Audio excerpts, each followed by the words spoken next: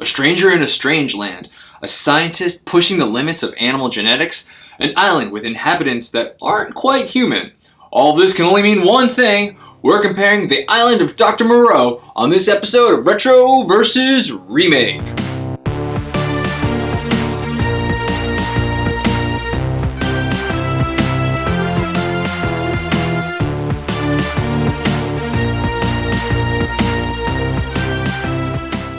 I'm Reggie Parker. And I'm Dan Bulick. Welcome to another episode of Retro vs. Remake. This is the series where we compare movies and their remakes. Join us as we answer the question, should this remake exist?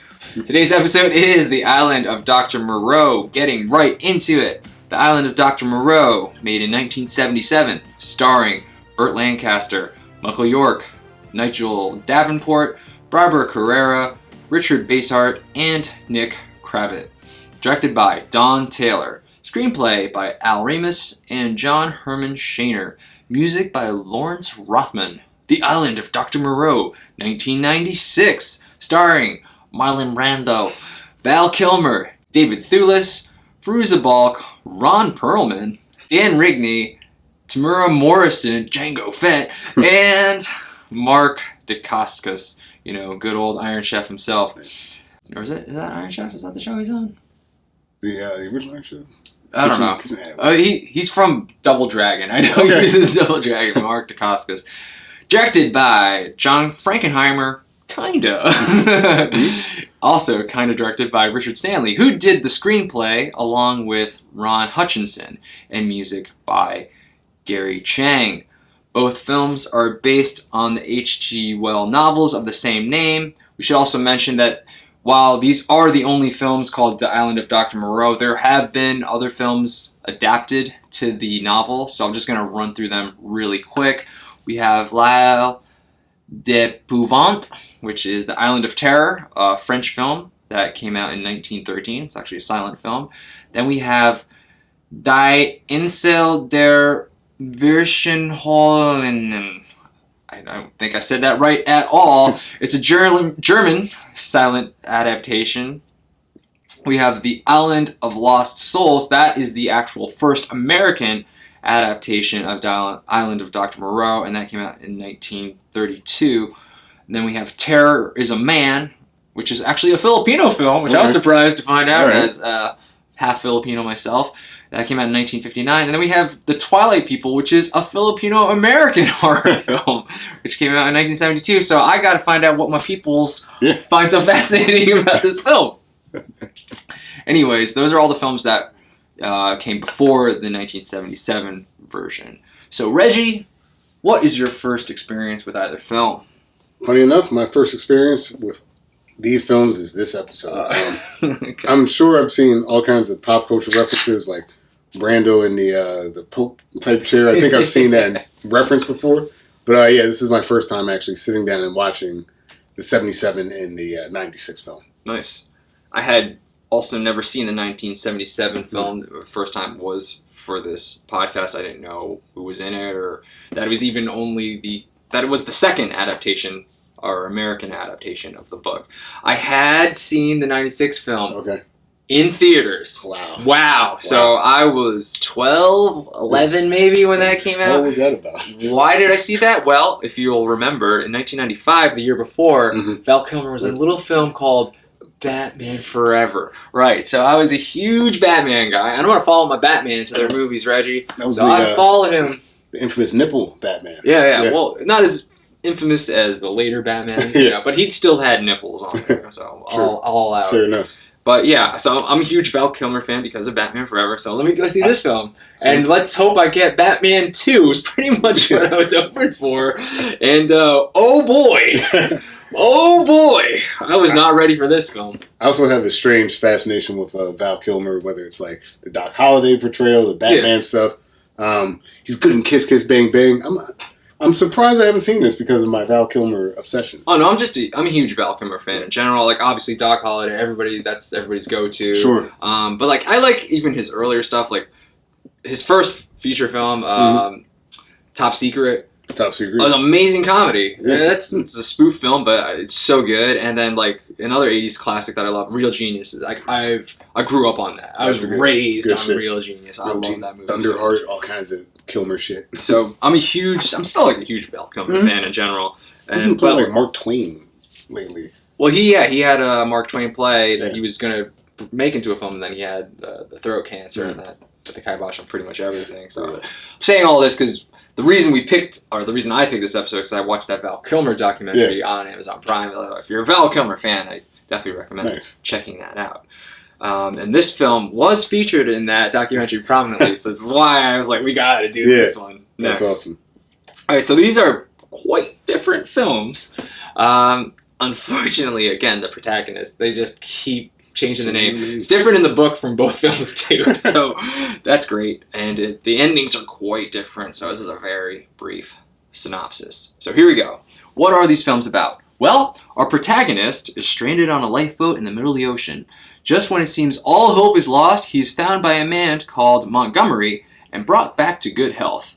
The protagonist will take shelter on a remote island, occupied by one Dr. Moreau. Also on this island is his daughter, who the protagonist develops feelings for. The protagonist realizes things aren't quite as they seem. The island is inhabited by strange creatures that appear half man, half animal, or humanimals. That was from Wikipedia, so I didn't write that. So if you don't like that, sorry, I'm going to say humanimals a lot. Dr. Moreau explains he's been altering animal DNA to make them more human. The humanimals struggle with their new identity and constantly try to obey the laws Moreau has taught them. The protagonist is not cool with any of this and wants off the island. Things start to ramp up as the humanimals begin to rebel against their creator. Both movies take quite different turns here, but ultimately Montgomery and Moreau are killed, and the protagonist sails off the island after much of it has burned down to the ground. Yeah. The end. Don't worry, we will certainly get into those endings, but that's just a brief, synopsis. It's pretty much a guy has been experimenting on animals, making them more human, and another guy's like, "Wow, this is crazy." Mm-hmm. The end. Yeah. Come over with a fresh set of eyes and say, "This isn't good." It's like, I don't know what's going on here, but nothing good. Mm-hmm. All right, so there are a lot of differences, a lot of things to compare with these two films, and I think we should start just by going over the characters. We'll start with our main character, the protagonist, whose eyes we view each film through. Like I said, different name for each movie, even in the book. I'll just say, in the book, his name was Edward Pendrick, but in our films, in the original, it was Michael York as Andrew Broderick. Well, those creatures, what are they? Well, how many were there? Well, 2, 3, maybe 4, I don't know. And David Thewlis as Edward Douglas. Well, doctors, scientists, who might understand what Moreau was trying to do. A UN agent who gets left to die in the middle of the ocean and comes to the island. So even their jobs are different, because Michael York was like an engineer on a boat, and then Edward Douglas was on like a plane that had crashed or something. I think. These small differences that are completely unnecessary, but sure. Yeah. All right. So where do you want to start with these characters? It's like it's talking about the character, but tonally, we get quite a different sort of intro. Like at the end of the day, it's two guys that are on like a boat, like almost like a life raft. Life raft, yeah. Stranded at sea. There are other people in the boat. Like in the first movie, like they're just like you said, they're stranded from the ship, and guys are just kind of like one guy dies, and another guy just succumbs on the island. But like it's a pretty kind of like chill intro in the sense of like you don't really know what's happening at that moment, and you're just kind of being introduced to this scenario. Immediately in this remake, like the remake tries to hit so many like I think themes and tones that like you got like this crazy ass like knife fight on the life raft. Our main character, like Edward Douglas, played by David Thewlis, isn't really involved in that fight. He's just kind of like out of it, but like. I think he was maybe throwing around a little bit. Maybe here and there, right? But like, just completely different, right? Like we immediately kind of jump into action in this remake. And for me, like watching the two films, I'll say this, that like Michael York, for a significant amount of the movie, gets to kind of be like slightly ignorant of what's happening on the island. Even like as things are happening, he's kind of like, I don't know what that is. But David Thewlis like immediately has to like contend with his situation, whether it's a violent fight on the ship or even when like Montgomery picks him up. There's scenes that happen before they're on the island, so I feel like there's like just more fleshed out kind of stuff happening before we actually get to the island. I think that's pretty consistent with the remake. It's trying to like the movie's trying to fill in some of the gaps that were kind of there in the original. I think it was trying to like we were discovering things slowly with Michael York's character. Right. I don't know if that... No, that makes a lot of sense, because, like, we kind of progress with Michael York's character in that way, the way you're talking about it. Like, he's not immediately thrown into danger. Like, you know, it is a dangerous situation being stranded and not having water, of course, but, you know, there's violence. There's not that threat of violence, at least not yet. But, like, immediately, David Thewlis is like, well, these two guys... You know, not only were they like with a knife, but like Shark is also what ultimately decides like, okay, you both lost, so fuck off. So yeah, he's immediately just in like this violent situation, just like unhinged, like can't really relax or just like kind of like ease in to the island, as opposed to like Michael York, who's like, you know, he gets to the island, he sees something, but he passes out, and then you know Montgomery does rescue him, and it's kind of like this slow introduction. It's like, hey, wake up, let me show you around, relax a little bit. You like that girl? Yeah, she's his, don't worry. Yeah. And as opposed to like David Thewlis, you know, he's like you said, he's in this violent situation, and then I guess it's a little bit of a calm introduction. He's a little bit with Val Kilmer on the boat. He doesn't find the island himself. He's taken there, so it's a slight difference between those two characters. Absolutely. And you know, he's shown around a little bit, but like pretty much when Val Kilmer leaves, he like locks him in the room. So it's like there's conflict right there. It's like, now you're locked. Now I'm a prisoner here. Right. So he has to break out. He's not like just on this island, which could be normal. It's like now I'm locked in. So now I know something's up, and this is really weird. Yeah, like it's not quite like an uncanny valley, but like in the original film, there's this gray area of like what's anyone's motivation. Like you're not really sure what Montgomery's motivation is at first. You're not really sure what Dr. Moreau's motivation is at that point. You're just kind of with Michael York, who's like, that seems a little strange. Like when the other stranded gentleman gets kind of like taken into the woods, you don't really see what got him at first. Right. So like there's, hey, look, maybe it's just like a jungle creature. Maybe could be like a panther or something. You know, whatever. Yeah, it's up in the air at that point, and I would say throughout like the first at least half hour of the film, you're just kind of going through the paces like, all right, that's a little strange, that's a little strange, before you find out how strange it is. The remake, David Thewlis, like you mentioned, because he's basically captured, he knows he's a prisoner, as opposed to Michael York, who like, plausibly, maybe he's not a prisoner, even though he kind of is too, right? That tension completely like locks us in as audience as to something's up, like immediately. Like there's no, we're not going to ramp into this action. We're like, we're here. Like your room has bars on the door, and David Thewlis, you know, rightfully so, has to like kind of like fight back in his own way against his captors, which I think is a major character change almost out the gate. Yeah. So yeah, because he's like pretty much fighting like for a moment. So David Thewlis is in like agony for a lot of the movie. Yeah. But like, you know, Michael York is also in agony throughout the film. I would say his major character trait to me is just that like, oh. No!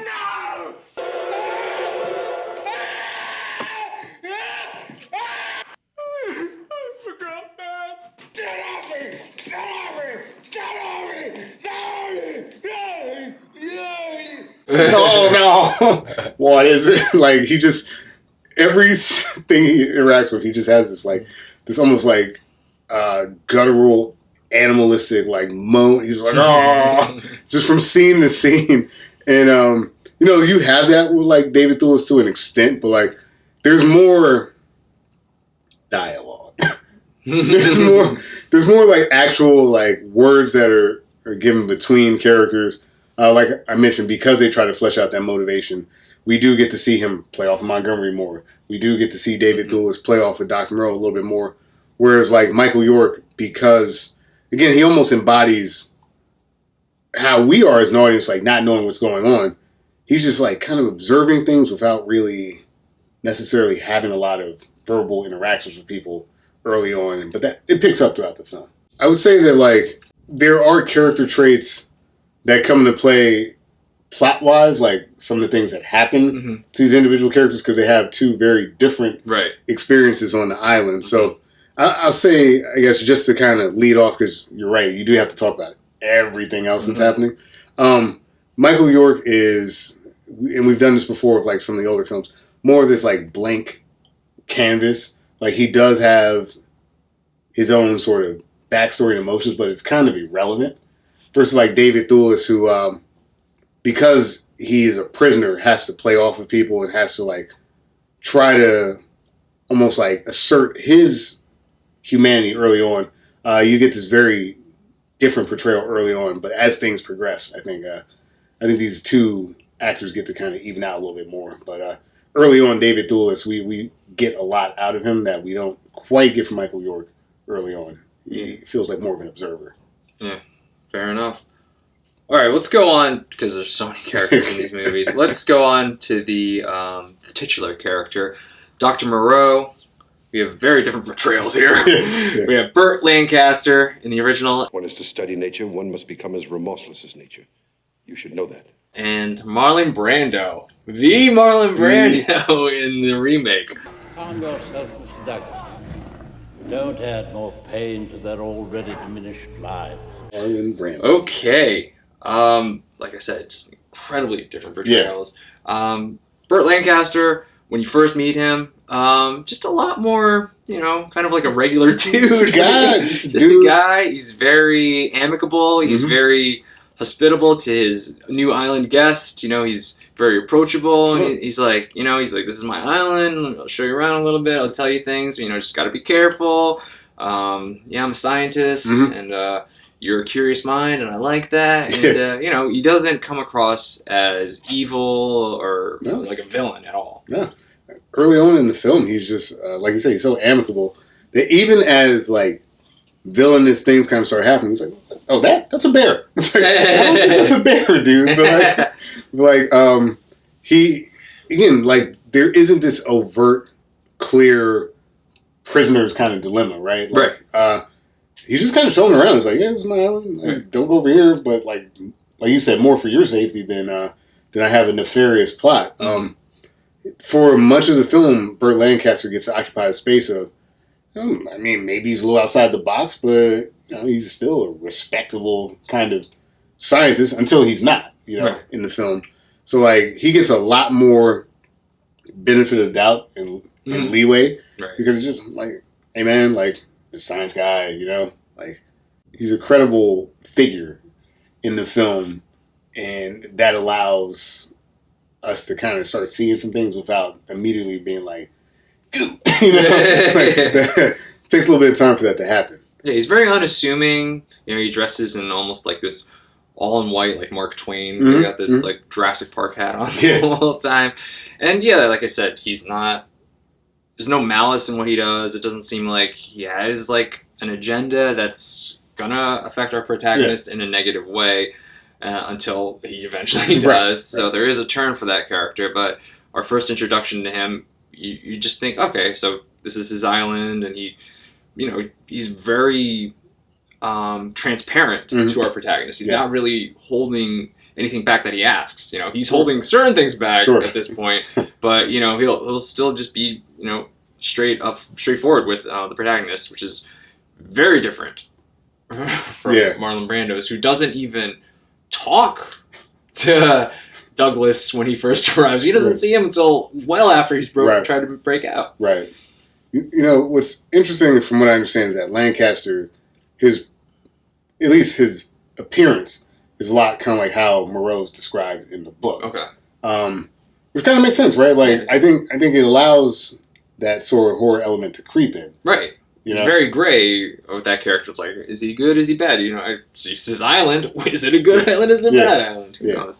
But you're right. Like, by the time Douglas interacts with Marlon Brando in the film, he's already had to try to escape several times. Yep. You know, boy. So Brando, that introduction. I know I said Lancaster was dressed in white, but Brando takes that way to the next level. Like, he's dressed in like a white poncho or something. I don't know. And then his face is painted white because he's got like white bandages over it. He says it's to protect against the sun or something. But I'm not buying it for a second. He's just like this pale white figure, godlike figure. It's a huge difference between the way these characters are portrayed. It's like you have this eager scientist who's wanting to push the limits of what genetics can do, and then you have this other guy who pretty much looks like a cult leader or a god.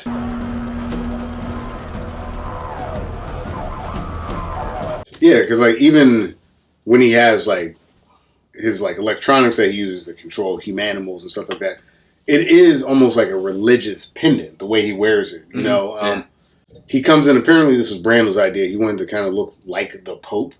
And that was sort of the idea of him coming in that whole get-up. But like, yeah, I mean, you watch two guys knife fight and then shark eat them. You're hanging out with this Montgomery guy who's like warns you not to stay on the ship because the captain of the ship might, have his way with him. Right. He's like, oh yeah, here are your quarters, and you immediately find out your quarters are a prison cell. You're seeing all kinds of weird stuff, which we'll get into. And then, when you finally do meet Dr. Moreau, he, like you say, he's just clad in this white getup, being escorted by the humanimals that he's created, like a god type character, totally like an ancient Egyptian deity. Yeah. So like you mentioned, like eager scientist, maybe a little too eager, right? Versus a man who is clearly unhinged.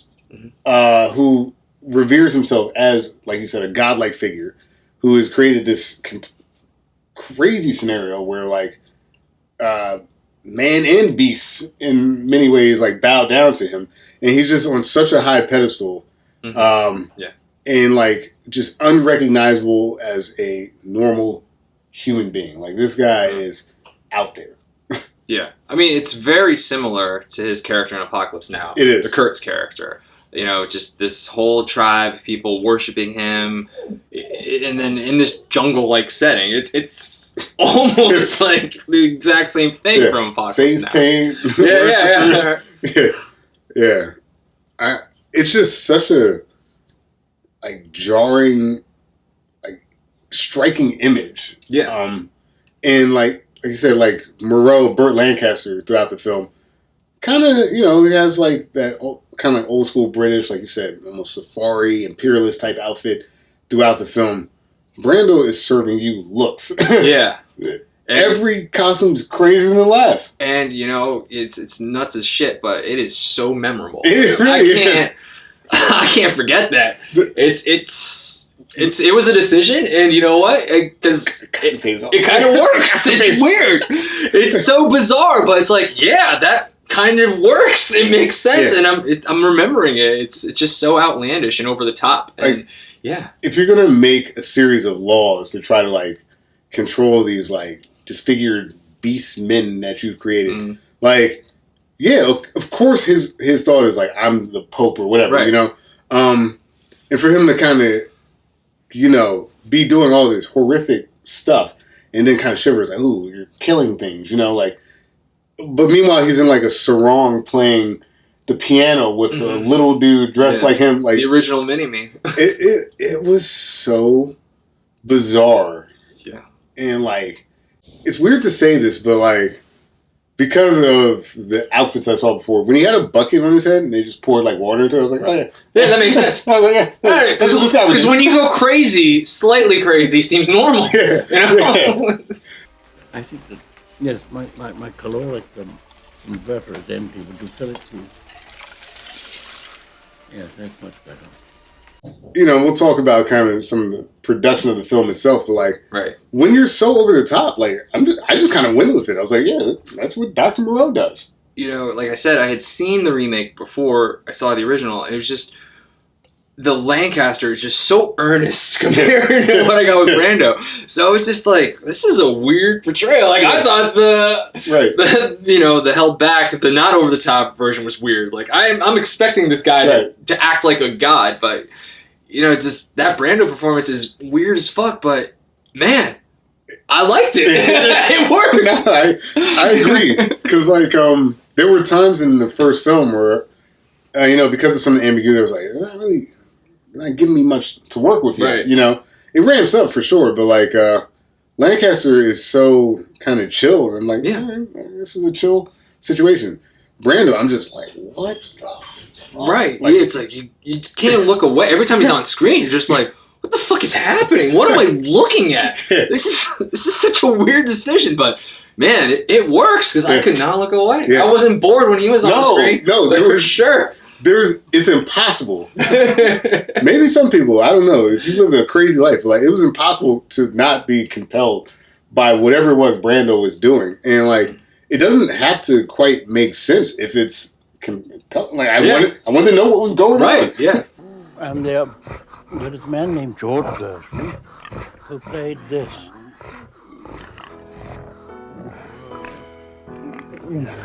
It draws you in, and like you brought up production issues. There was a lot of problems on the set of that remake.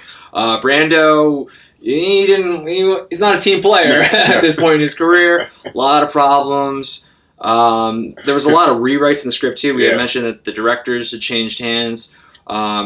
The script kept getting rewrites, so he just didn't even want to learn his script. He was doing his lines with an earpiece in his ear, and then there were even points where his radio was getting like police radios, and he was reciting that as his lines, and it's just like you're not even you're way off course. He phoned it in, man. He phoned it in, but it's still like one of the more compelling characters of both films. I can't forget that, like that pasty white makeup with that full. He's a huge man. Yeah, he's a big guy. So, and just being like treated like a god. That's a compelling character. Yeah. I mean, if you're gonna name something the Island of Dr. Moreau, to have your Dr. Moreau be so striking, it's like, all right, I get it. That law has been broken. Weird as hell. I'm sure infuriated almost everybody he worked with. But you know what? For me, actually, kind of one of the finer points of the film. Brando's eccentricities. Like it was insane. I loved it. I also just like the character portrayal in general too, just because like, okay, I get like a scientist like pushing genetics as far as they can go with animals, but like if you are pretty much creating like humanoid things out of things that are supposed to be animals, like you might consider yourself a god, and like maybe I should be treated that way as well. So that portrayal like makes so much sense to me, as opposed to just I'm just an earnest scientist, just trying to figure out what I can do to push humanity to the next level. I've been keeping it together. Meanwhile, I'm like making like humanoid beasts. I'm making the craziest shit here, so like let's get crazy. You know? You wanna get nuts? Let's get nuts. I mean, like, and then it allows you to deliver lines like, I've seen the devil in a microscope. It's like, whoa! Right! Holy shit! Like, he doesn't have a lot of lines, but like I said, every time he's talking, you're listening. Even if he's just playing some Chopin duet with a little minute, you're like, what's gonna happen next, man? It's great. He's genuinely, and he shouldn't be, but he's genuinely terrifying. There's like moments where like he's in there with like almost like these superhuman things, like for lack of a better word, and he's the scary one in the scene. Like what's this guy gonna do? I don't know. They go for some really high thematic points that I think oftentimes don't quite work. But when he's selling it, it's almost believable. It's like almost believable, man. He's definitely like I'm gonna say it now. I think he's my favorite part of that remake, and easily when he dies, the movie definitely suffers from that because we lose that just that insanity. Yeah, like I do sort of wish that he was around longer in the film, because you're right. Once he's out of the picture, there's no one with the same gravity. Right. And I mean, what do you expect? It's Marlon Brando, right? Like famous, infamous. had a very wild, strange life. But like, was that like he was the actor's actor for a while, man. Like he's just had so many iconic roles, and this is one of them, man. Like this guy can go from Vito Corleone, like you said, was it Kurtz? Kurtz, yeah. Yeah, and then Dr. Moreau. No one can say that his character work isn't compelling, man. Yeah, like it's so strange. It's a very compelling character, but like I said, unfortunately, he dies a little bit early in the film. Yeah. And he never is able to take that villainous turn that you're waiting for. Right. You're really waiting. You're like, this guy is definitely just going to go off the hinges at one point. And I just feel like they built up so much potential with this character, and it never took the turn like in the original film, where he just decided to like, let me do this to Braddock. He kills Montgomery. Like he never has that moment. Yeah. He never does anything really violent. No. In the remake, as opposed to the original. It's like this misguided scientist who's kind of like drawn out of polite society because of what he's chosen to. His ethics are certainly bad. Like he's not an ethical actor, but because of his like apprehension to certain types of violence, you're right. Like he doesn't quite occupy villain. He's more of like a crazed genius. He's a mad scientist. Yeah. The Dr. Moreau in the original, he does have that villain turn, like you mentioned with Montgomery, like you mentioned what he does with Braddock and stuff like that. I feel like the Montgomery in this remake operates in the villain space instead. And it kind of comes out of nowhere. Yeah. So maybe we should get into Montgomery. Yeah, I think so. All right. Well, that movie had a lot of production issues. So did we. If you're watching this on YouTube, all of a sudden we're on Zoom. Okay. That's because after recording, I was transferring some of the files, and I was making room on my memory card, and I deleted just one, but for some reason deleted several. So here we are in our production hell. Yeah. So Yep. Creative differences. I moved to a different location.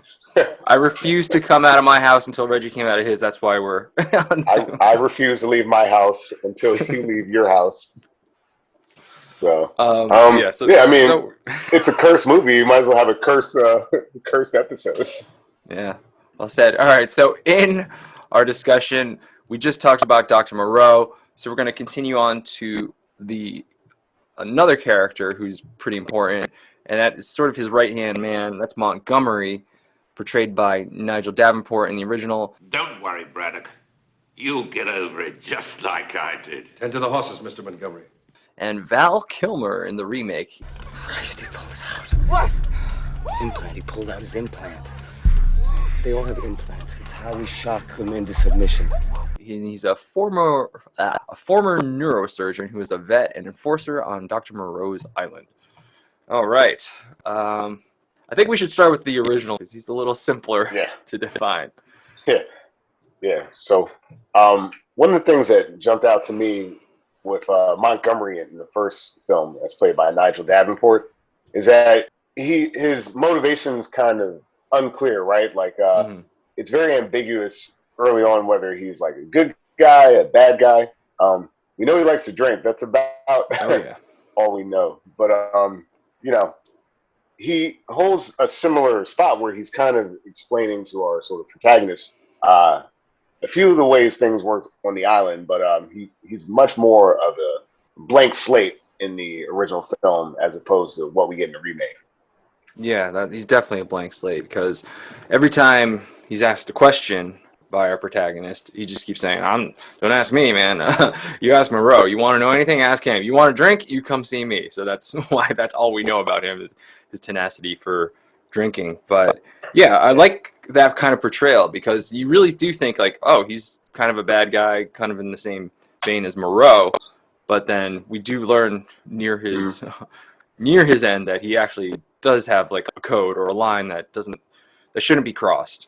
And when he stands up for it, he gets shot in the fucking back. So that kind of sucks. Yeah, that does suck. Without going deep into the ending, Montgomery, because we realized at that point in the film when he dies that he ultimately does have that line, it draws lines for all the other characters, right? Like Dr. Moreau in that instant is now clearly squarely our villain. Montgomery ends up being sort of like a heroic figure, and our protagonist, once Montgomery is no longer there to kind of guide and protect him, the protagonist is all on his own with this island with mad scientists on it. So it's very consequential when Montgomery gets taken out in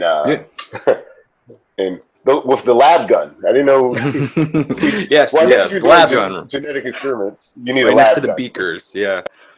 No, his death is very important in that original film. It's the catalyst that also sets the humanimals to kind of rebel and forget the laws anymore, because the one law that they're like really fixed on is like man does not kill, and then all of a sudden, oh, here's Montgomery, he's dead because Moreau killed him. Well, you broke the law, so why can't we break the laws? Fuck this shit, full out rebellion. Yeah. So Montgomery's death is very important in that original film. Yeah. I mean, in a film that one of the things that we kind of described as we talked about the film, it's a very kind of straightforward plot, that original, right? Like, man's on a boat, lost, lands on this island, doesn't know what's going on. Montgomery's guiding him. There's a doctor. Is he good or bad guy? Like, once you remove that Montgomery character, like, everything ramps up. Like, it now is in that, like, kind of horror, almost action vein once that happens. Before then, you're just kind of like, I don't know what's going on. Big character who weirdly, he's not in like a ton of scenes, but the scenes that he's in are important. Yeah, he's a very small role compared to the other characters, especially Moreau, the protagonist, Michael York's character. So for his character to kind of have that impact is pretty fucking important, because like you said, draws the lines and kind of drives the story forward, his death and everything. So yeah, solid character, likes to drink, he's an all right guy. Yeah. You're okay by me, Nigel Davenport. Yeah. Now, we've spoken quite a bit about our Val Kilmer fandom. This is the reason we're doing this episode, Reggie, because I watched that Val Kilmer documentary, so I was like, oh, we got to do this. Yeah, whether it's like Tombstone, freaking Batman, like there's a lot of great Val Kilmer out there. Real Genius. This ain't it. Oh yeah, Real Genius. Nice. This is odd. I guess I'll start with this. That very early on in the film, he's somewhat of a dark character. Like, it kind of starts similar to Montgomery in the first film. When they save David Thewlis from his little like shipwreck, Val Kilmer, you see him kind of in action. He's doing like some veterinary and like medical work. But like at first, you could plausibly think, hey, maybe this guy is going to be a helpful character. But he implies that the captain's going to have his way with Thewlis as they get off the boat. He immediately locks our protagonist, David Thewlis, into prison. So like within the first 10 minutes of meeting this character, he's a bad guy. Yeah, and don't forget he killed that little bunny, a cute little bunny, right in front of him too. Yeah. But the problem with Val Kilmer's character, well, there's a few problems. One of the main problems, I'll say, with his character is what is his motivation? You can't figure out what kind of character he is because you don't know exactly what drives him. Early on, you learn that he's like kind of this scientist, just like Moreau, and he's sort of pushing back against Moreau and his rules and everything, right? We see that in the dinner scene when there's a rabbit. All of a sudden, he's the one that like he killed the rabbit and he told the guy to cook the rabbit, but they're all vegetarians and vegans on there, and there's this kind of great setup with his character because you think, okay, it's kind of like for lack of a better comparison, like Dr. Wily and Dr. Light in Mega Man, right? They both want to make these robots, but one has nice. good and one makes it for evil. So you're thinking maybe, they're two scientists and they both have different views, and that's going to come to a head at some point, but it never really does. So it's just confusing as to like, why is he kind of undermining Dr. Moreau at every chance he has? It's not quite explained enough. Yeah, I totally agree. Which, like you brought up the rabbit scene, right? Like, Val Kilmer is petting the rabbit, like, and then he just breaks its neck. because they never really follow up on that, right? There's no, it's confusing, right? Right. Like I could see, like the way they're playing these two characters, Dr. Moreau Montgomery. Like Moreau in this film is sort of, in many ways, a pacifist, right? Besides like zapping people, and Montgomery, who in our previous film is a hero, here he is skirting that edge, right? When he breaks a rabbit's neck, like you said, there's this duality between the two, and like there was space to play with the mad genius doctor who like ultimately thinks he's doing the right thing versus a guy who's like mad in his own way, but like wants to do darker stuff, right? Like if they would have played that out, that would have been interesting, but it just lays there. Yeah, I mean, we talked about production issues. I think that a big problem was that Val Kilmer and Marlon Brando just did not get along at all. So the scenes that they're in together are awkward, and they're not really talking to each other almost. It's like they're kind of just talking to whatever's around, and they're just kind of sort of responding. Their interactions are very strange. Mr. Montgomery considers this a source of amusement, I suppose. No one saw me kill it. Nothing. So we'll simply have to increase the dosage. That's probably due to the two actors just not getting along, and it's ultimately disappointing. I mean, there's one scene in the movie where Azazello kills a humanimal, and he's like, well, where'd you get the gun? He's like, I got it from him. And then they just kind of look at Val Kilmer's Montgomery and kind of looks away, and it's like, well, that was that. Where did you get this gun?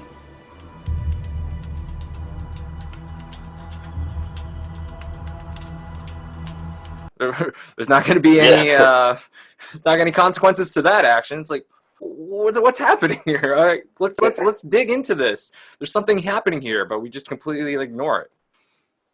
Yeah, it's like he's kind of sulking, like in real life and in the movie, right? Like at this point, like Val Kilmer has found out during production that his wife is divorcing him. Yeah. He found out from late night television, basically. Like she did an interview, Joanne Wally, and was like, I'm out.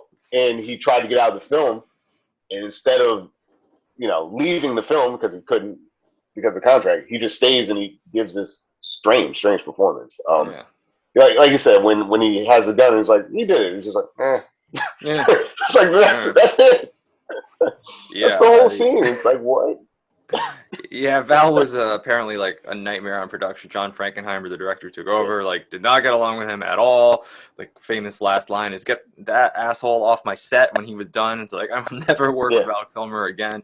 So yeah, and you can tell that Val Kilmer just didn't give a fuck, especially after Moreau dies, because we're introduced to one version of Montgomery, and he takes quite a turn after Moreau's death. Neither cast your pearls before swine, lest they trample them under their feet. And then...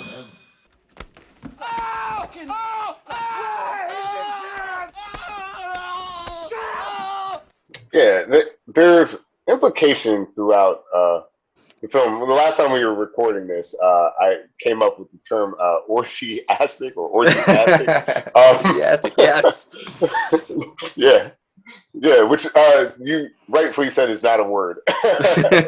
But like Val Kilmer is slipping like the female humanimals, like basically like drugs in like things like ecstasy, like methadone type stuff. You know what I mean? Mm-hmm. With their non-regression meds, and he's like, I don't know, like you mentioned, he like feeds them with his like basically he's kissing the human. It's really strange, right? Like there's this weird sex vibe in the background. That's not even all of it, right? Like after that, he starts taking on this insane Marlon Brando impression. I give all my gifts to feed the poor, and though I give my body to be burned and have my charity, I'm nothing. It's odd. It's a complete turn for this character. Yeah, for like we said, like, is he going against what Moreau believes? But now he seems to be embracing what Moreau is all about, just going insane, reading gibberish from the Bible, and then he said unto him and unto his. Paris before us. Yeah, seriously, it's so fucking weird. And it's because the friction between him and Brando, so he's like doing a mock Brando performance, like trying to making fun of him essentially for because I don't like you, so I'm just gonna pretend to be a dumb version of you. But as the kids say, congratulations, you played yourself, right? Because like Brando is actually enjoyable in the film, and like the only thing I kind of like about the Brando impressions because it reminds me that Brando was in this movie. Yeah, because Val Kilmer is like throwing it in. It's so ironic that his best scenes are pretending to be Marlon Brando. Pearls before swine, and like, but even that is such a weird, like, it comes out of nowhere, it leads nowhere. Like, I almost could make the argument, right, that like, all right, they just like in the original film, they try to keep Moreau alive, although he's dead, right? Like in the minds and hearts of the human animals, so they still believe in the laws. So it's like maybe Val Kilmer's supposed to be filling that space, but he's not. So it's just an odd weird turn. Yeah, he's only in a couple scenes after Moreau's death, just acting in that gibberish. And like his first scene is when David Thewlis is looking for the serum, and then he's like not even just acknowledging him. He just keeps on talking in this Bible babble gibberish stuff. And then it's like, okay. And then he's still doing that talk when he goes to the orgiastic party, I guess we could say, later, where he's just throwing drugs everywhere.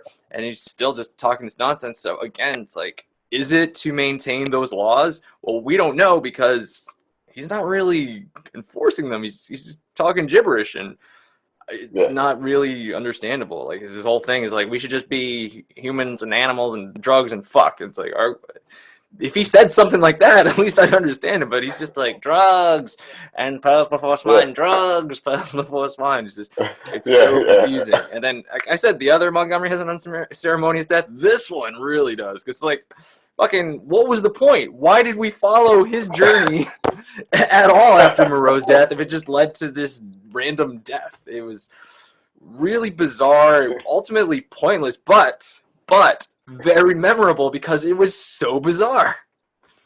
Yeah. That's really Val Kilmer's performance in a nutshell. It's bizarre and at times memorable, right? Like you mentioned the original Montgomery. His death, like we mentioned, draws these very clear lines. We now see where kind of the morality and ethics fall in the film. There's so much happening. And, when we recorded previously, we kind of mentioned it. He's not really that important to the plot at this point, right? So that does allow for this unceremonious death. There's no shift that happens when a major character dies here. Like, it actually helps unencumber the film. Like, it's like, oh, we can now move on because we've removed, like, this heap of whatever Val Kilmer is, because he's just giving you nothing. Yeah. The whole film. No, I think you're absolutely right. Well, first, his death had absolutely no consequence, so it didn't really matter. And then the fact that Val Kilmer was phoning it in, or whatever you call that, Brando performance. The director's like, all right, let's just fucking kill him, get him out of the way, so we can actually do something with this plot, because we're not getting anything from Val. So they definitely just killed him because he was, just holding that plot, holding it hostage and not letting it go forward anymore. Yeah, he really was. Like, as we get into the ending, we'll talk about some of the stuff, but like, Hyena Swine, the character, is more important than Montgomery. It's kind of unforgivable, right? Like, how did this happen? And the interesting thing is, Val Kilmer was originally, before all this stuff happened, was basically going to be David Thewlis. He was going to be the lead, and because he wanted to do as little work as possible because he wanted off the production, he's now Montgomery. And like, if you look at like Michael York in the original film, like him and Val Kilmer have similar features, and it's like that would have been interesting if he wanted to be in the movie. And I don't know, like because of this just strange turn of events with his wife and his fight with the studio, he becomes like a bit character when he's supposed to be top billing. It's so bad. Yeah. Like we said, right, hot off Batman Forever, you know, it was like a year later, and it's like he did get top billing, I think, along with Brando, and ultimately pointless character, memorable, but ultimately pointless. Yeah, I just it's a shame because I thought the setup, like we mentioned at the beginning, felt like it could have gone somewhere, right? Like he's also a bad doctor, vet, whatever you want to say. Right. It almost feels like a Seinfeld vet, like he's not a real doctor, you know. And because that sort of character just leads to nothing, it's all for naught, man. That setup is just completely lost. And unfortunately, I mean, there's no one to blame but Val Kilmer in this scenario. Yeah. He did it to himself. All right. So with that, let's go on to another character in both films. Slightly different portrayals here, but I guess ultimately serving the same purpose. That's sort of the daughter figure. I'll just call her that. And that's Barbara Carrera as Maria in the original film. Has he come for your work? No. Just till the next ship arrives. And Fairuza Balk as Isa, a cat-themed hybrid, Moreau's daughter, who looks more human than the other hybrids and becomes Douglas's love interest. I want to be like you. Will I never be like you? So should we start with the original? It's just always just easier. It's often easier, and this one should be really straightforward because Barbara Carrera is throughout the film almost mute. Like she I think the one time I remember her talking was when Michael York's like, we should go back to England, right? Like, that's the only time I recall Barbara Carrera saying any words in the film. She's just like serving like these kind of like looks. It's like, we doing this? We gonna bang? And also they bang. They do bang. A couple times. Yeah. Unnecessary. Unnecessary. She's a pretty face. She's I guess a distraction from Michael York. When she does talk, which is very rare, she definitely has like this weird almost kind of spacey way of talking. Like she's not quite like, she's not very knowledgeable of like the world or anything, and something like is up with her, which is really ultimately weakens that twist ending, I guess, because you're like, well, there's clearly something wrong with this woman. She's not normal. But yeah, she's there. They force this love story, and Michael York's like, I gotta get off this island, but I could also bang, so that's good. So priorities. She's there. She does help him escape at the end. She does release him from the cage, so she's important to the plot at that point. But ultimately just a pretty face who's supposed to give us this twist ending, I guess. Yeah. Filler kind of love interest. In the past we talked about this this twist ending, but like when she becomes cat-like, it's you could easily miss it if you really aren't paying attention.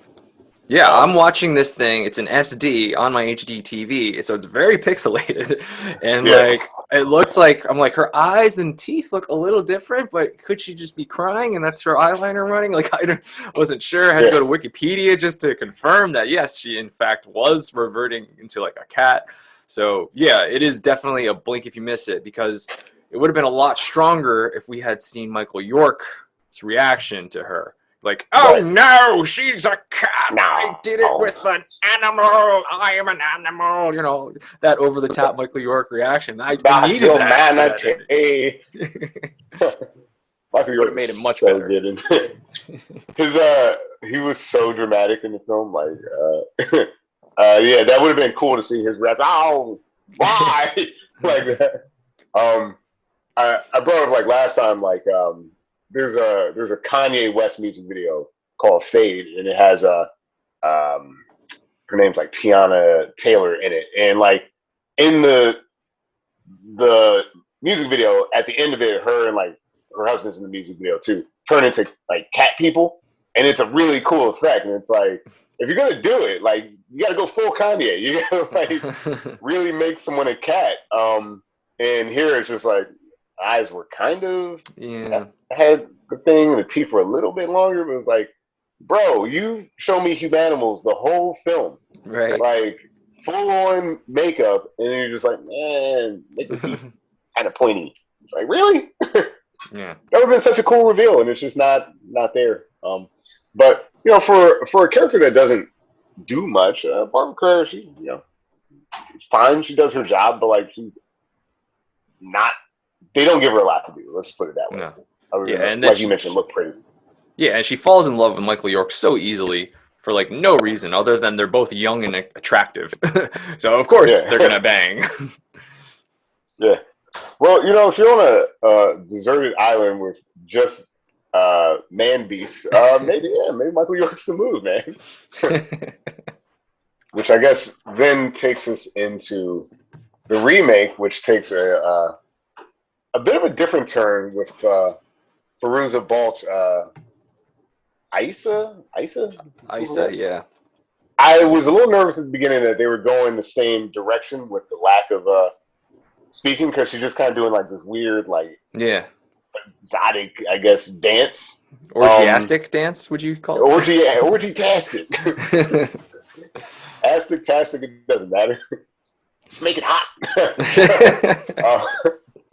But yeah, David Thewlis is just kind of like creeping on her. Yeah, he's like, don't mind me, I was just admiring your body moving. It's like, Jesus, David Thewlis, let's turn it down a little bit.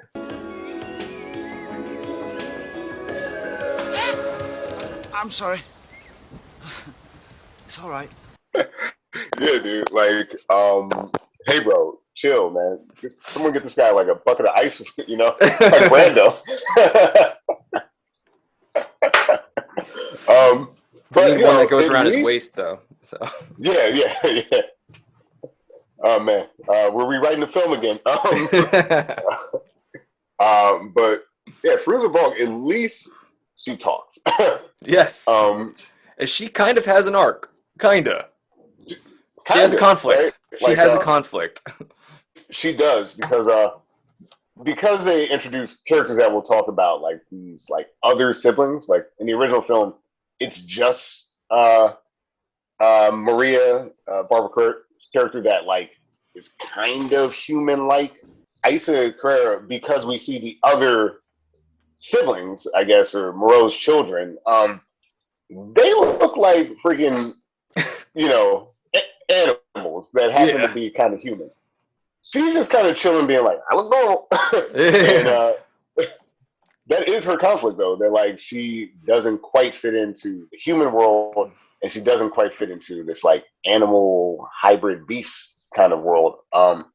And it messes with her throughout the film, which, good, like we mentioned in this movie, good setup and no payoff. No payoff.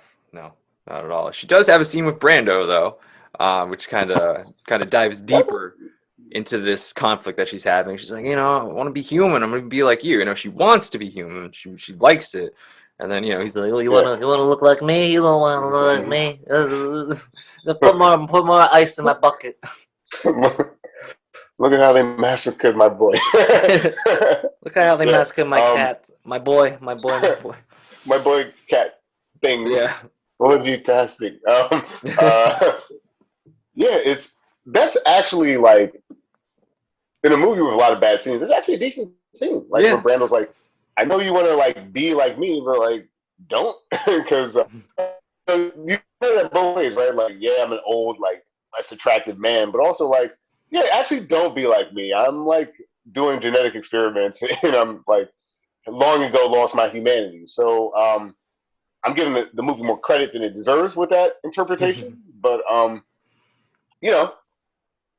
there is something to say about her tie into both worlds, and I think in a lot of ways she embodies the best of like humans because of her innocence, and the best of the humanimals because of her innocence, her tie to like the human world and like human ethics. Now, in the original film, like Barbara Carrera kind of continues this relationship with Michael York, like we mentioned, her twist ending. Fairuza Balk, I mean, she gets an unceremonious demise. It's a shame, right? Like she's kind of reverting back into a cat, which is again kind of compelling for a second, right? Right. Like she's fighting off. I'm like, wow, she's got like cool cat powers, and then immediately just gets taken out, and there's the end of that storyline. Yeah, it really is unceremonious because, like, you know, after Moreau dies, she's telling David Thewlis, like, I'm starting to revert. Like, you know, I'm high. I'm losing my high, man. I got the shakes here. I need my drugs. There's no drugs. So, like, he's Val looking Kilmer for drugs. shit. Yeah. Looking for the drugs. Can't find any. Val Kilmer fucked it up because he just went crazy. And then, like, you know, they're just running, and she's fighting. She's like, all the human animals start to attack, and then she's kind of fighting like with this like cat-like power, this cat human power. And she's like using her hands like claws and clawing at them and being effective at it for a little bit. But then ultimately there's just too many of them. They get overpowered. You know, as Zello's like, you know, the master never laid a finger on your pretty face. And then she gets almost like an off-screen death because you don't actually see her die. You just see her shadow because she gets hanged. Yeah. I guess, you know, I don't remember what this movie's rated, PG-13 or R, but you don't actually see her hang, but you see her shadow. You know she is dead. Yeah. But, you know, again, it's like you have this character you set up pretty well. I'd say better than the original. At least she knows who she is. Like, the Maria had no fucking idea she was a cat, I think. She's just like, yeah, I'll be fine without the drugs. I don't know whether I need the drugs. But, you know, she knows what she is, and she knows that, like, if I like this human thing, and I want to be human as much as possible. You know, Moreau kind of trained his kids like that. And without this drug, I'm just going to go back to being cat. I don't want that. And so, you know, you're kind of rooting for her. Like, I hope she gets this thing because, like you said, she is an innocent character. She's one of our few good characters in the remake. Yeah. And to ultimately just like, just get rid of her. It's like, what the fuck, man? Who am I rooting for at this point? Like, everybody's fucking dying. Yeah, it's just such a weird turn, right? Like, again, you know, we talk about like rewriting the film, but like, if there was some sort of altercation like David Thewlis, right? Like as she regressed, like if they had some kind of like fight because she was fighting with this human animal kind of thing, but then she ultimately saves him, that would have been interesting. Yeah. But there's nothing like that, right? It's just like, I'm a cat now, and I'm fighting. And like we're gonna like shoehorn in that like, oh yeah, my siblings like resent me because I'm the most human. Right. That's not playing out throughout the film. They're all just kind of like very cool with each other until that one random line. And if they had played up maybe some of that heat, I think one of the things that we were talking about was like there probably should have been less of these Moreau's children. Like, or if they were going to be there, they should have played with their duality, because Azazellos, like you mentioned, is like ultimately ends up being kind of like a big bad, right? Maling is like kind of a good guy, right?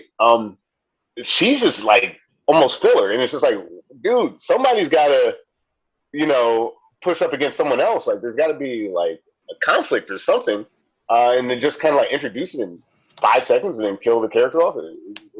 Terrible choice. Again, just a great setup. Do nothing with it because we don't know what we're doing in this movie, which is clearly being shown by the last 3 characters' deaths.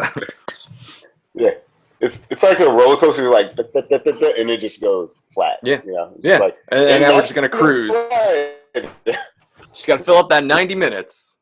Sad because, like I said, I felt like out of all of the characters in the film, I mean, one of the highlights is actually Fairuza Balk for parts of the film, right? Like, she's actually when the movie's making sense, she's actually a good character, and when the movie starts to not make sense, we just lose that, right?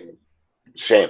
Let's go on to another character who's in both films, definitely different, but I guess kind of important. So that's our Sayer of the Law, Richard Basehart in the original, What is the law? Not to go on all fours. That is the law. And Ron Perlman in the remake. We all want a thing that is bad.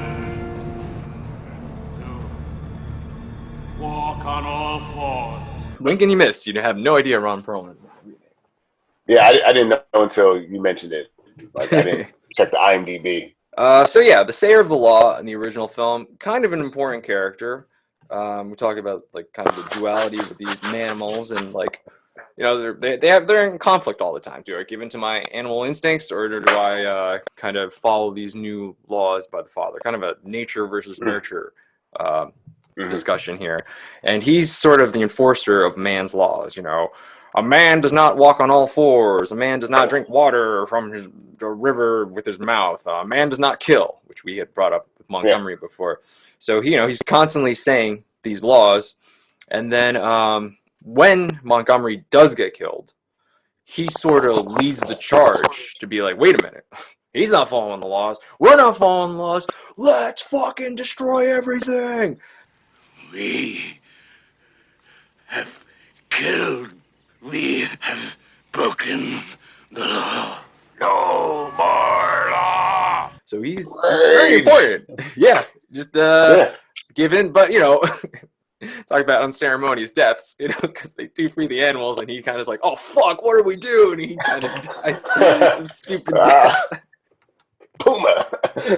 Yeah. But he is still an important character throughout that original film. Yeah. Like you mentioned, consistently throughout the film, Richard Basehart's Sayer of the Law is critical to the film being executed properly, right? Like, because, like I mentioned, there's not a lot of action, right? But when the law is broken, because he's following the laws, okay, you said you're not supposed to do this. You've done this. I don't care if you're the father, in this case, kind of like this godlike figure. You're not a keeper of the laws. So that's it, bro. Like, society is broken down and very quickly in this case. But like, I like the consistency of it. I like that, in his own way, like, once this thin veneer of the law is broken, it all just devolves right back into this baser, kind of more animalistic take, which is kind of the point, right? It's like, what's the difference between man and beast, I guess, and in this case, not much. No. Not much. No, so yeah, not a major character, but definitely an important character when he is on screen, just because he does play out that conflict of kind of man versus beast that you described. Yeah. I was saying that, and weirdly has a lot of lines. Yeah, for this film. A lot more than Ron Perlman's Sayer of the Law, for sure. Yeah. He also does the same thing. Let's do this. This is what a man does. But he doesn't say it as often as the original Sayer of the Law, for sure. And when that turn comes, when the Humanimals rebel against Moreau, he doesn't lead the charge. He's sticking with those laws. And because he does that, he just takes a back seat to all the action, because we don't really fucking see him anymore. It's one of those characters that, you keep because he's so important in the original film, but the choices that they make limit Ron Perlman's, like you said, involvement in scope. When Basehart sees the law is broken, he takes action. Mm-hmm. When Ron Perlman sees the law is broken, he just kind of goes about his day and just keeps repeating laws which clearly have no weight. What's his purpose? I mean, I mentioned him briefly earlier, but like Hyena Swine or whatever is doing a lot of the philosophical thinking about laws and ethics. The law sayer, Ron Perlman, in this case, is just a blind follower. He's a zealot with no real arc, right? He's just like, these are still the laws, and there's like, clearly not. Look around you, man. Yeah, everything goes to hell around him, and he's not even, I don't even remember him after like Azazello and Hyena Swine kind of take over? Like what is he doing? Like you think like they would maybe have a conflict with him? Like it's like, well, don't you understand, old man? The laws are broken. If you're either with us or you die. Like you think there'd be some type of conflict like that, but that would have worked. Would have been something, instead of what we got with him. He's just there in the beginning, kind of in the middle, and there at the end. Yeah, like at the end, they're trying to like kind of keep him in this like high regard, like the original sayer of the law, and they're like, well, what should we do? It's like, why are you getting any advice from this guy? He's not important at all. Like, I guess he knows the laws, but because other animals, I mean, something as simple as other humanimals talk, he's not that important. Like in the original film, Baseheart's one of the few humanimals that actually has dialogue. He's one of the few people that have dialogue. So like his rage has that weight that you talked about. Ron Perlman is just another guy with his own kind of opinions, and he's such a backseat character. Like Val Kilmer is more relevant when it comes to laws, which is saying a lot. Like I mentioned, Lomai and Hyena Swine, like they're more consequential to, like I said, this sort of ethical discussion than the law sayer. He just repeats the laws with no import. He's not important, and they can't convince me that he is at the end of the film because everything I saw before that. Yeah. I think you nailed it before. It's just a character to have in the remake because he was so important in the original. So we have to have him. We're not going to do anything because we don't really have him because we have so many characters. So he's just going to be there, and maybe at the end he'll show up. But yeah, he was just there because he was in the original. Yeah, that's it. And it's a shame. Like you get a guy like Ron Perlman who he's great with like this type of like prosthetic and like makeup work. Yeah, he was the Beast in the Beauty and the Beast show with Linda Hamilton in the late 80s. Nice. Nice. Hellboy, all that stuff. I mean, like, you get a guy with chops like that and you give him, those 3 lines to say that were just in the original film. Man does this, man doesn't do that. Like, and that's it. Like I said, another character that it's a shame because there's a lot of space to like run with this character, and they do nothing with him. And unfortunately, it seems to be a growing trend with the characters in this film. All right, well, that pretty much does it for this portion of the review. Go back to live action now. So let's go on to another minor character who's in both films. This is the only other character that is in both films. That's Maling, and that is portrayed by Nick Kravitz in the original, and Marco Hofschneider in the remake. I'll give Nick Kravitz's character this in the original film. His existence is meaningful because he's clearly like a humanimal or something like that. In a film that at the point where he's introduced is sparse with humanimals. His very existence is odd. He's the first one. He's our introduction to the world. He's our introduction to a lot of things. He's our introduction to the fact that they're humanimals. He's our introduction to the fact that they can regress and turn back into animals. Right. And ultimately, he does kind of die. He kind of sacrifices himself. So he's like humanimals can kind of be kind of human, I guess, in that debate that was happening throughout the film. Yeah. In the remake, I mean, he's basically relegated to the role of one of Moreau's sons. One of Moreau's sons, yeah. And because he's one of Moreau's sons, of course, his impact is weakened. There's elements of him that I like in the remake. Like, he really wants to be human in more of like the intellectual sense. Like, he reads. He tries to figure out how to like fix things. But he's just super minor. Again, I think the setup is great with his character. He's like you said, he's trying his best. He's reading books to everybody, and then he's being applauded by his father. Like, oh, that was so great, and he's trying his best to be human. So again, that conflict between like human and animal, which one am I going to be? He would have been one of the great characters to follow if that was one of the conflicts in the movie, but unfortunately, it's not. I hate rewriting films, but you almost do it so much with this movie. You've got the one brother, right? Right. We'll get to him. Who's more like that edgier, darker side of this. You got Maling. Maybe those two battle it out. Maybe Maling, instead of like when he tries to fix the communication, Val Kilmer just being like, "What are you doing?" Like maybe something happens there. You know, like they just drop the ball so much. Like you can always play with duality. So if you have the one character who's going back to this animal sort of mean, one character's trying to be more human, who reads and stuff like that.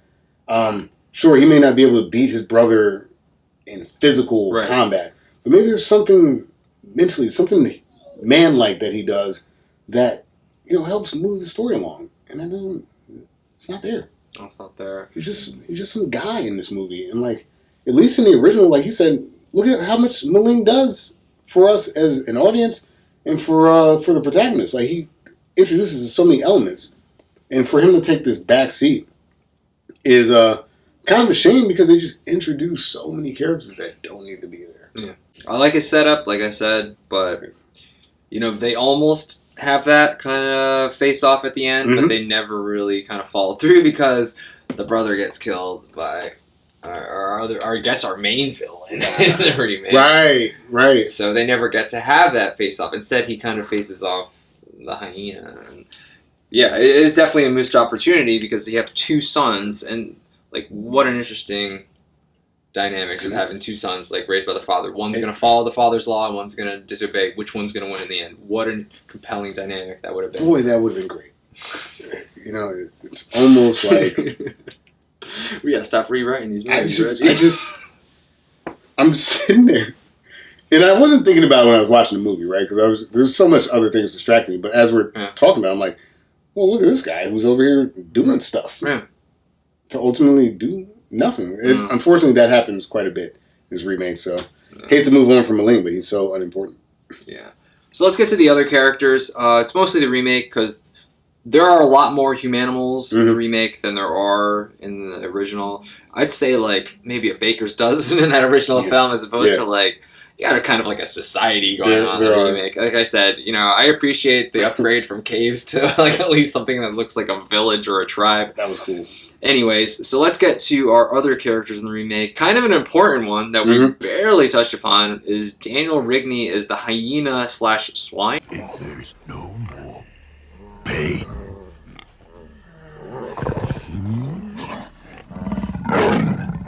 then is there no more law? Pick up on the swine part. I definitely got the hyena from all the laughing and all that stuff. So this is our main antagonist in the remake, which is an interesting choice. Yeah. Not one I necessarily agree with. There's a fight at the end of the first movie, and apparently, because I went on Wikipedia, when they're in the boat, that was a hyena character. So like I guess that's the analogy. So super unimportant in the original. Yeah. Just kind of there, the last hurrah or the fight, whatever. Yeah. Final fight. But this Rigney character, I mean, it's strange that they've chosen him to be our antagonist, but he has a pretty decent arc. It is a pretty decent arc. So I'm going to mention another character just because he's sort of the motivation. So that's our Mark Dacascos, the guy from Double Dragon. Nice. He's as Lomai. Lomai?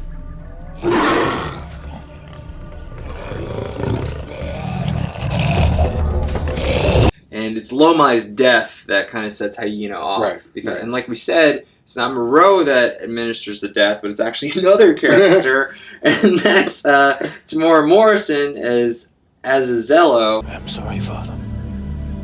I thought you wanted me to protect the law. And that's the other son. Right. Only he's like he's the second. He's another son. Yeah, the's a third son too. That's what's pissing me off. And I don't even know who the fuck that guy is. Fuck that guy. Who cares? So these are pretty much the rest of the characters. There's also one more. We had mentioned the mini-me. I'll just throw him in right now just in case we got anything to say. That's Nelson De La Rosa as Magi. Magi, would you present yourself, please?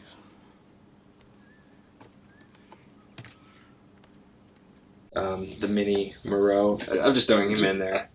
just to quickly get my guy out of the way, Marlon Brando took a strange obsession to Nelson De La Rosa, the person, and insisted that he was in the movie. Okay, so that was a Brando pull. That was a Brando pull, and that's why they played the piano, because Brando's like, we got to get this guy more screen time. No, that's so funny, because like in Austin Powers, they did just the two of us. So that's exactly where they got it from. Oh, shit. That's crazy. I just made that connection. Now, I know Mini-Me was inspired by this, but I'm just thinking of the scene and doing just the two of us. Yeah. So instead of doing Chopin. You know, my guy hands him the zapper when it doesn't work, but that is kind of connected to all the stuff. So, like, Lomai was interesting. Yeah, so Lomai is the one who breaks the law. Right. He kills the rabbit. Right. And, you know, you think he might be like a potential villain, but no, he kind of charges and he gets zapped and then he gets shot right away. Yeah. And not by Moreau, which I thought was a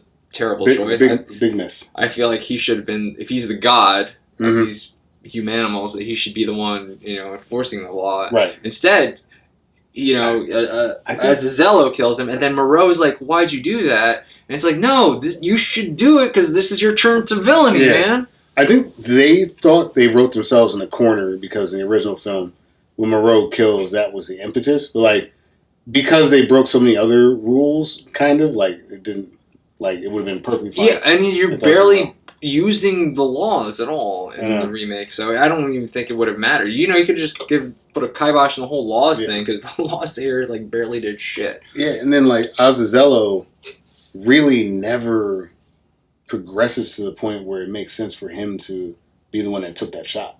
He really doesn't have a real motivation, right? Like no, he says he got it from Montgomery, so then everybody looks at Montgomery, and that's it. There's like, well, let's have, you know, again, I keep saying Montgomery's trying to undermine Moreau the whole remake. Let's get a scene. I know it's hard with these two actors, but, you know, where, like, Moreau confronts him. He's like, what are you doing? You cooked a rabbit, then you're having my son kill. What are you doing here? There needs to be some tension between these two characters. Instead, we have two actors who don't want to talk, so we're going to just completely ignore this whole situation. Like, what's that about? He's like, oh. They just accept that. Yeah, like, they look at Val Kilmer. Val Kilmer's just... There's shrugs. It's like, what the fuck? Let's do something here, man. Yeah. Which, you know, unfortunately, with Lomai, it kind of, again, I hate to say this, but like, sort of undermines his arc, because like, Lomai is like not in the movie much, and you're right, you would think he would kind of be the guy. Right. But then like, Lomai is a proxy for Hyena. Right. Because Hyena's like, yo, what happened to Lomai is bullshit. Right. And he, you know, he's really upset that, like, I guess he cares about the laws, so he's like, man, they killed Lomai, that wasn't fair. He finds a way to take out his own sort of implant. There's these implants in each of the humanimals that allows Moreau or whoever to control them by, like, it's basically like a shock collar. Yeah, shock collar. Yeah. An internal shock collar. Yeah. It's a shock kidney. So, like, you know, Lomai's death allows Hyena to go out and, like, basically game the system and say, oh, okay, when they kill Lomai, this is a lot of stuff, but, like, when they kill Lomai, Moreau, I guess, again, undermining his character by making him have an honorable, like, send-off for Lomai. He's like, we're going to cremate the body because that's what we do, because that's the right thing to do. Which allows Hyena to realize that, like, there's an implant in all of them. Which, when he found the implant in Lomai's remains, he was like, I have an implant. He pulls out his implant. Basically makes him, like, a super villain type character now because he cannot feel the pain anymore. You cannot feel pain, Snake. Snake. Hurts me, Snake. It gets convoluted. But basically, this disillusioned Hyena, now that he does not feel pain, now he does not believe in the father, is basically kind of able to amass more or less zealots and try to take out Moreau, which he does very early in the film. And I don't know, from there, it works, but it's kind of muddy, man. That's all I gotta say. I don't like it. I don't like, you know, it's kind of it's the Frankenstein story. Frankenstein's the monster, not the monster, right? You make Frankenstein the villain, But no, let's make one of his monsters the villain. It didn't work for me. Make Brando the villain. That's all you gotta do, man. You're right there. Brando, in the original film, it's really straightforward, but yes, Dr. Moreau is the villain. Yeah. He's the villain. When he kills Montgomery, he's the villain. This Brando, I want him to have an honorable death. I want him to, I don't want them to eat the animals. So, like, he's playing both sides of the fence. Like, you were doing crimes against humanity in nature. Nature, yeah. And we're trying to pull that back with, like, he's a vegan? Like, just, I don't know, man. And to your point, like, it's not Hyena's fault that he gets tortured and his DNA was messed with and that he recognizes the system is so why are we fucked. making him the villain? Like, he's a sympathetic character. His friend died. Mm-hmm. He realizes he's being manipulated through this implant. Yep. You know, and then he's being turned against his nature, against his will. Right. Let's make him the villain. What? Right. Let's skip Montgomery. Right. And we're gonna make Hyena the villain. The character I was just introduced to, because Lomai, a character I was just introduced to.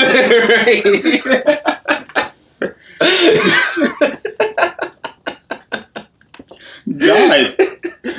Like, it does. We're so many degrees of separation from Dr. Moreau that, like, it's not the daughter, it's not one of the sons. Like, what? That third random... Like, maybe son, like, maybe he... Dr. Moreau. Okay, maybe it's Lomai. No, it's his friend. What the fuck? You, based off of just the hierarchy, it's like, Moreau, Montgomery, Azazello, maybe Mailing, but no, he's a nice guy. That other son who we don't even know who his name is. The daughter, you know, maybe her regression makes her have to deal with her humanity. I hate rewriting scripts, but, like, we passed 17 characters. Even the fucking the law sayer is higher on the hierarchy to Hyena. Yeah, who just says Lomai's name, like, at the trial? That's how we're introduced to this guy? We're gonna have a trial. It's like, whoa, man. And then for you to be the last man standing, last humanimal standing, is Hyena Swine. That shit is bonkers, dude. Everyone should have been fired. We're really scraping the bottom of the barrel for villains in this movie. But you know what? I'll give him this. He served honorably. He was as low of importance. His arc was somewhat compelling. He's the only one that had an arc. I know. I mean, come on. I'm grasping at straws because that's what they gave us to work with. He's the only one that had an arc. Man, yeah. Because he kills Moreau and then he basically just, like, goes to find guns so he can get more control. It's just great. He has this great play on the laws right before he kills Moreau.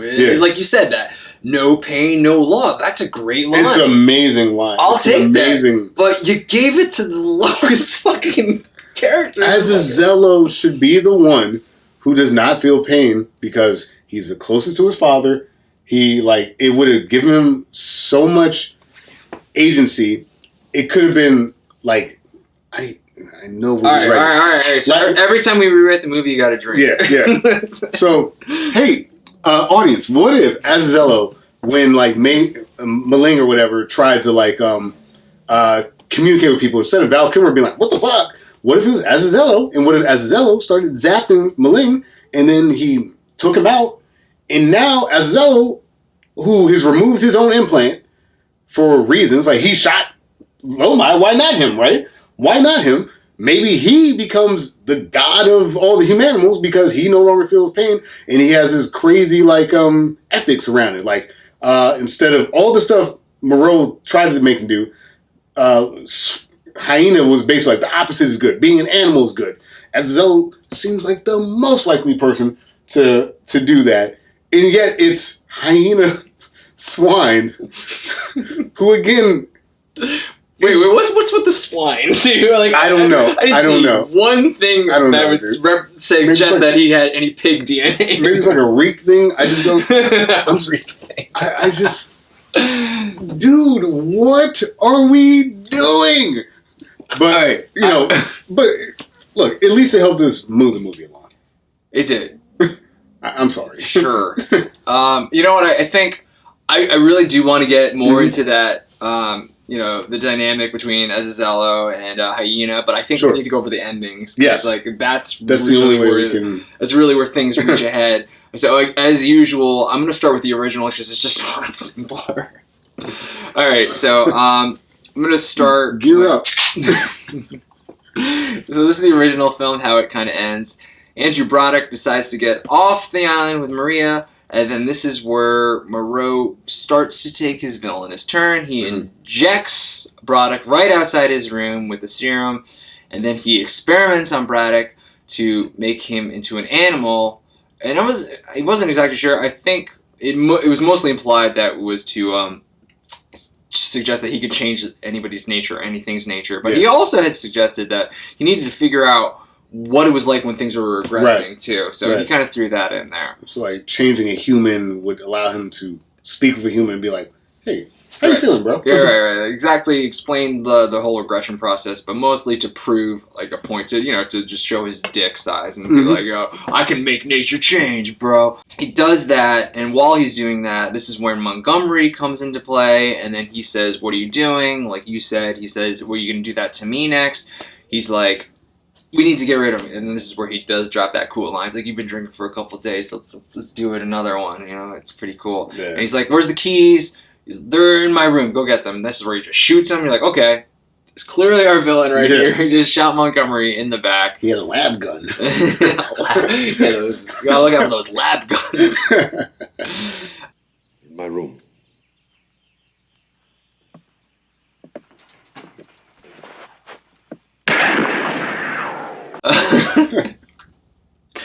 So, Montgomery's death, though, is very important because it is a catalyst because Maling, surprisingly, which is interesting, Maling playing both sides here, lets the other humanimals take Montgomery's body to the cave, and this is where the humanimals are like, wait a minute, but man does not kill, but man has clearly killed. Yep. So, well, that one law is broken, let's break all the laws. They start to rebel.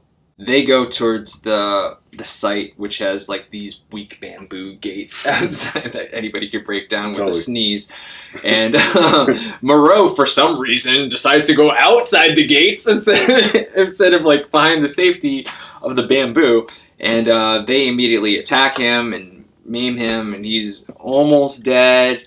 And then Broderick has broken out with the help of Maria, and he's about to kill him, but he decides not to. Also, before this, Broderick is challenging Moreau's.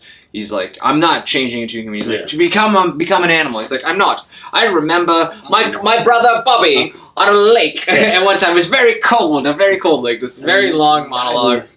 Died in the fire. It's a very long monologue, but the point is understood that like he has not lost his humanity. He's still very much man, even though he looks not even that ugly. Michael York's a good-looking guy. This man when he becomes not that hideous. Yeah, it's like Teen Wolfie.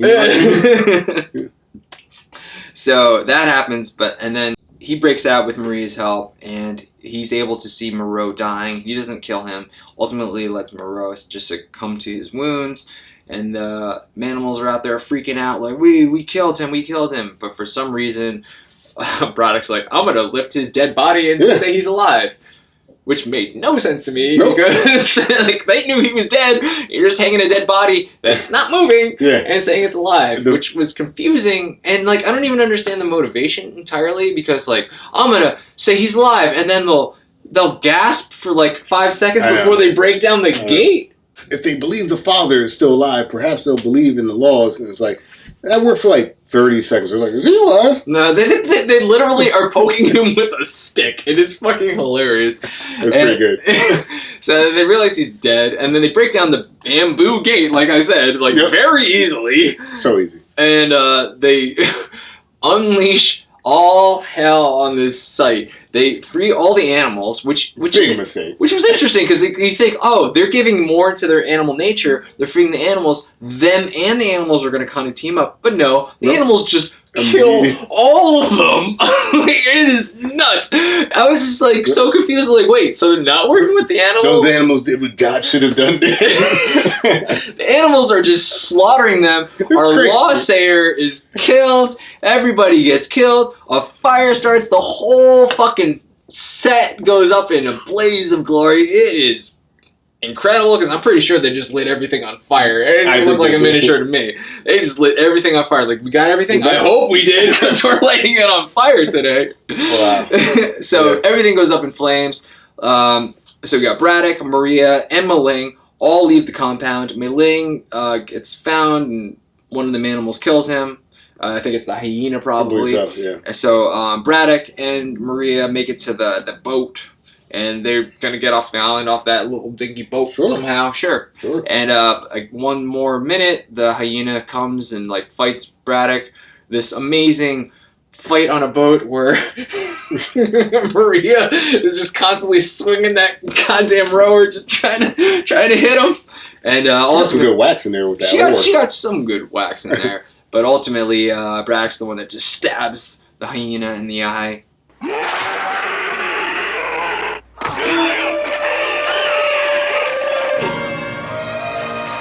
At that point, like, they're leaving the island. We see the whole island is in flames. It's a lot of fire. Yeah. All the human animals are dead. Yes. Everybody's dead on that island. No survivors. The movie ends.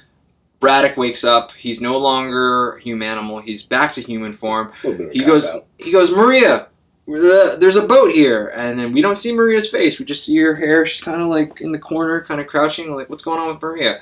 He sees the boat. He's like, over here, over here. And then there's just a quick shot of Maria turning around. Blink if you miss it. Her eyes and teeth look a little fucking weird. She's regressing. Twist ending. Yeah. She was a cat or something the whole time. Cuts right there, pretty much. We do not see Braddock's reaction to it. Nope. He never gets to take it in. We don't get to take in him taking it in. I think it's definitely a blink and you'll miss it because I was like, I'm watching this thing on.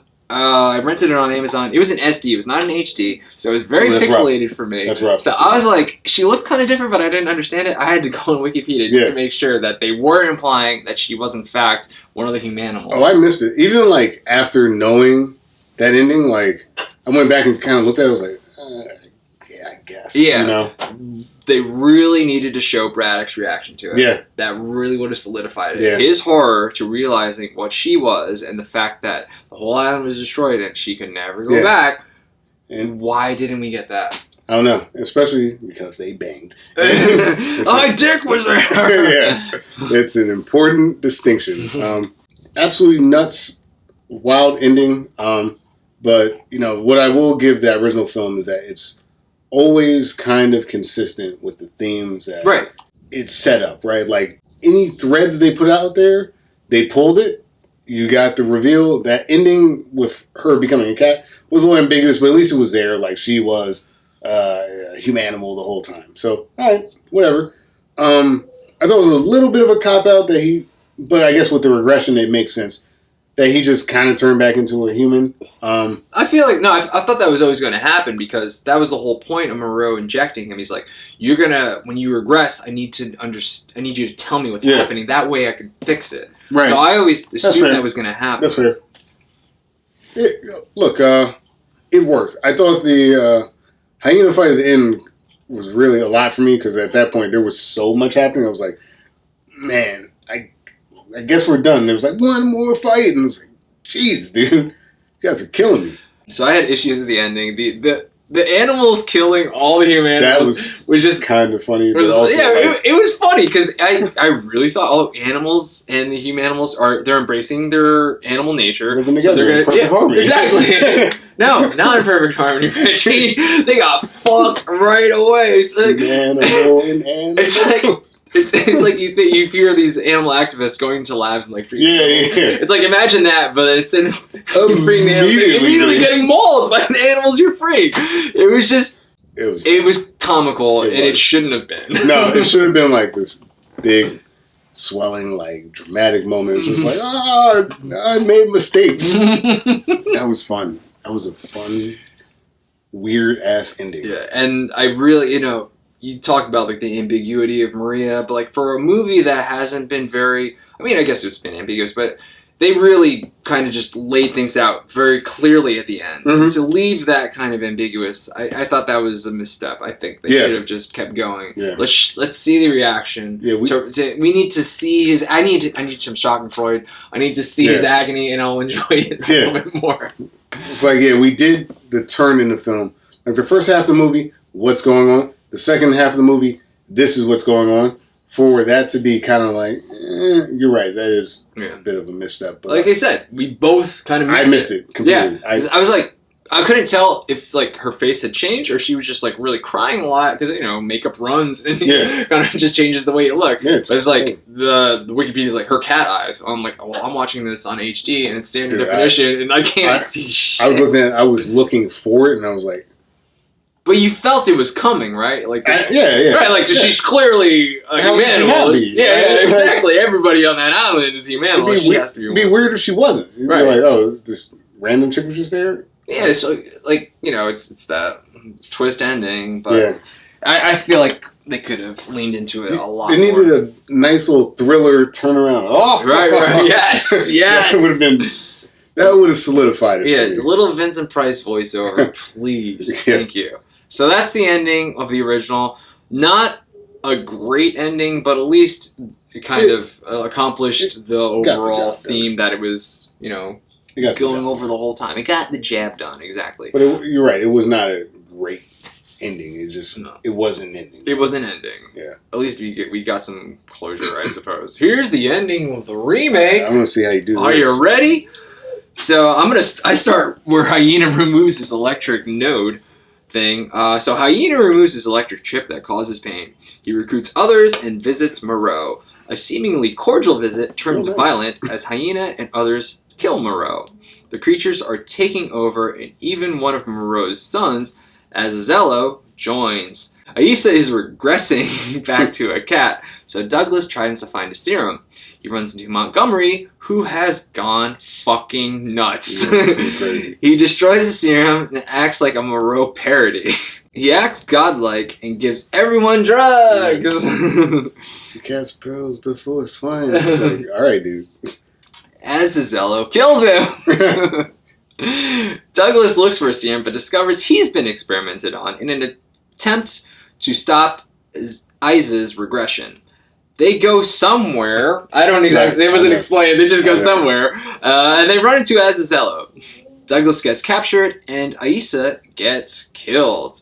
Meanwhile, Hyena and his crew have been getting guns, blowing stuff up, and are trying to convince everyone they're in charge. They get the captured Douglas and kill Azazello. I'm sure we'll talk about that. Douglas then tricks Hyena into killing his own men. Madness ensues, and everyone fights. Ultimately, Hyena is fatally wounded and dies in a fire, crying out to Father!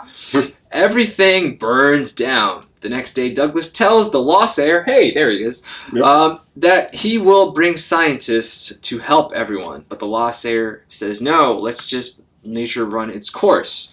And then Douglas says, okay, I guess I'll just warn people not to do what Moreau has done. The end. Yeah. A couple things that I want to hit on, because this is a great description. I'm glad that you were able to kind of paper over that, because that was tough. It was I know that was difficult to do. Like I said, I've said this before. Once Moreau dies, the movie takes a very steep decline. Yes. You had all this setup, and it just kind of what happened? I guess for me, let's start with like you said, they go into that random cave or whatever the hell that was. They send a bunch of humanimals up on an elevator, then they're still down there. And Aisa... Why are they there? I don't know. Why they're there. Because they were in the lab. They could have gone on that elevator, and they could have left. But was that where the lab was, though? I thought the lab was above ground. I believe it was, so I don't know what that was. I don't know what they're doing down there. I don't know what that was. They were in the lab because he found the file with the pictures, and he felt the thing in his arm. Sure. And then she joins him. he kind of cries a little bit. Yep. And then all of a sudden they're just wandering where Val Kilmer was killed for not necessarily any reason. Like, are they getting off the island? Are they still trying to find a serum? Like, their motivation at that point is unclear as to why they're there. Yeah. And, like you mentioned, Isa or whatever, she's regressing. She fights, like, some of the bad humanimals. Right. Azazello shows up, and, like, I don't even remember the line. It doesn't really matter. He's like, Father used to beat us, but never laid a finger on your perfect skin. Yeah. And then he just ties a rope around her neck, throws her, pretty much cracks her neck and kills her. I thought that was the strangest shit on the planet. Like, I just was like, okay, I guess we killed the love interest for reasons that are unknown to me. Given the ending that you just described with the other film. Right. For that character to die there is just so strange. There was no build-up. There was no reason. I've never seen any tension. Right, between those two characters. Like there's no jealousy. Like, you never saw, like, the favorite kid, and then him just in the background, like, being told to shut up because, like, he prefers her. Again, you can start drinking because I'm rewriting the film. Oh, here we go. Mylene being a reader, and her being basically human, and the third guy, just pretend like he's not there, right? Yeah, he's not. 2 reasons why Azazello should be jealous. Never comes up. Yeah. Never comes up. But, like, if you did that, right, if, like, this one reads good and this one looks like a fucking shit someone would bang. I don't know, like, because he's the oldest, like, you were the first one, you didn't quite get the serum right, But, like, for him to just throw that out there that late in the game was like, well, this is irrelevant. His turn doesn't even make sense. It doesn't. He just shows up to Hyena. Hyena's pouring gasoline on the only deck to the boat to get off the island, and, like, he's about to get killed by Hyena, and he goes, whoa, I know we're going to get guns. And it's like, okay, you're a villain now. Yes. But, like... Where'd that come from? Yeah, but, like, if you're going to go this route, right, like, if Azazello's going to kill her, right, because Hyena was pretty skeptical of him. He was, like, going to take him out. He's like, I got guns. Right? Azazello, I'm assuming, is smarter than Hyena. Perhaps he parlays that into now he's in charge. Why is Hyena still in charge? If Azazello has this connection to the father, he's got the like, if we're going to do this weird, like, Christian-y, like, theological theme, like, why isn't the son of the father the savior? Because Azazello didn't have the men, and Hyena did, so he's going to... it's, like I said, the motivation... Why are you turning in the first place? Right. And then, like you said, like, why are you not taking charge? Right. You have the wherewithal, you know where everything is, and you are the prodigal son. And if he's going to kill his sister, and if he knows where the guns are, then he should... Like, we've made the turn. He's Scar now, right? Like, he's Scar from the fucking Lion King. So he should now be the villain. Right. But they just kill him immediately after that. Again, another unceremonious death. It's like, he's like, I got the prisoner. He's like, great. Just blows him with fucking lead. And it's like, wait, why did Hyena just kill Azazello? It's like, if you're going to introduce Azazello, right? Like, so what that a Hyena was the last guy they fought in the first film. That doesn't matter. Like, the first film is in the rear mirror after what Brando and Kilmer did. I just, like, why would you even introduce this character if the other guy's going to be the villain throughout? Like, I love humanimals with AKs. It's funny to me. It's like, it's kind of fucking goofy, but, like, again, sorry. But moving forward, it just seems like a weird choice. No, his death seems like, well, we don't know what to do with this character anymore. Let's just kill him. Mm-hmm. It was completely unmotivated. He gave Hyena what he wanted. He gave him a prisoner, a very important prisoner, and for some reason he gets killed. What? Yeah. What the fuck? Yeah. And after all this nonsense happens, like, when Douglas is captured, and Hyena's basically trying to say, hey, look, for no reason, because it doesn't make sense that Douglas would be the one. Yeah. Maybe because he's the 5-man, he's got 5 fingers. Maybe because he's a 5-man, some of the humanimals will listen to him. But, like, why do the humanimals care if Douglas says he's God now? Yeah. They have all the weapons. If the other humanimals don't want to listen, they'll just kill them. Right. Like, why do we need this man to tell... And especially because they don't even care about their human nature anymore. No. They're giving him more to their animal nature. If there is no pain, there is no law. You can inflict pain. You are the law. You are the law. right? So, so what if Douglas says that you're God? And then for them to be like, well, who's God? Is it you? Or is that random guy whose character, I don't know what his name is, and then they point to another guy who I thought was the same character they just pointed to seconds ago because of the makeup, and I'm like... By the way, his delivery of that line, well, who's God now? You? There's gotta be one. Yeah. He's like, is he on drugs now? Yeah. I was like, I didn't... There's an urgency here, man, and you're not playing into it. Yeah, you were there's gotta be a God one. It's like... Yeah. It's like, Keanu can deliver that with fucking more fucking urgency. I know. So then, because he's now introduced to Humanimals, the theology, 201. We got past 101. The Father and the Laws, right? Now it's 201. Well, who is God? Like, that was too much for their brains, so they just AK each other, which is, again, funny to me. Again, it's just like, well, we need to kill these people. What do we do? Just have them kill each other, I guess. It's sloppy fucking writing, or really whatever is. the fuck It you want to really call is. it, man. It really People is. are just dying these completely unceremonious deaths for no fucking reason other than we don't know what to do with these characters. Let's get rid of them. Exactly. Like, all this shit happens. Hyena kills his own men. It gets nuts. Hyena's fatally wounded, like you said, and cries out to his father. They burn all this shit to shit. The Lawsayer is like, oh, I don't want... we're good. That's kind of it. And then Douglas is like, all right, you're good, I'm good. And then you just leave. And that's the end of this film. Like I said, they really just gave no fucks after Moreau died. Like, yeah. A movie really just takes this downhill fucking dive. Yeah. Those were my beefs with the ending. Is like, that it? I mean, there's more, but like, you know, Azazello being elevated but not elevated enough. Aisa just being randomly murdered, which is not consistent with the original film, which I'm okay with if you did something with it, right? But they didn't. And Hyena being so important, it just none of it made sense.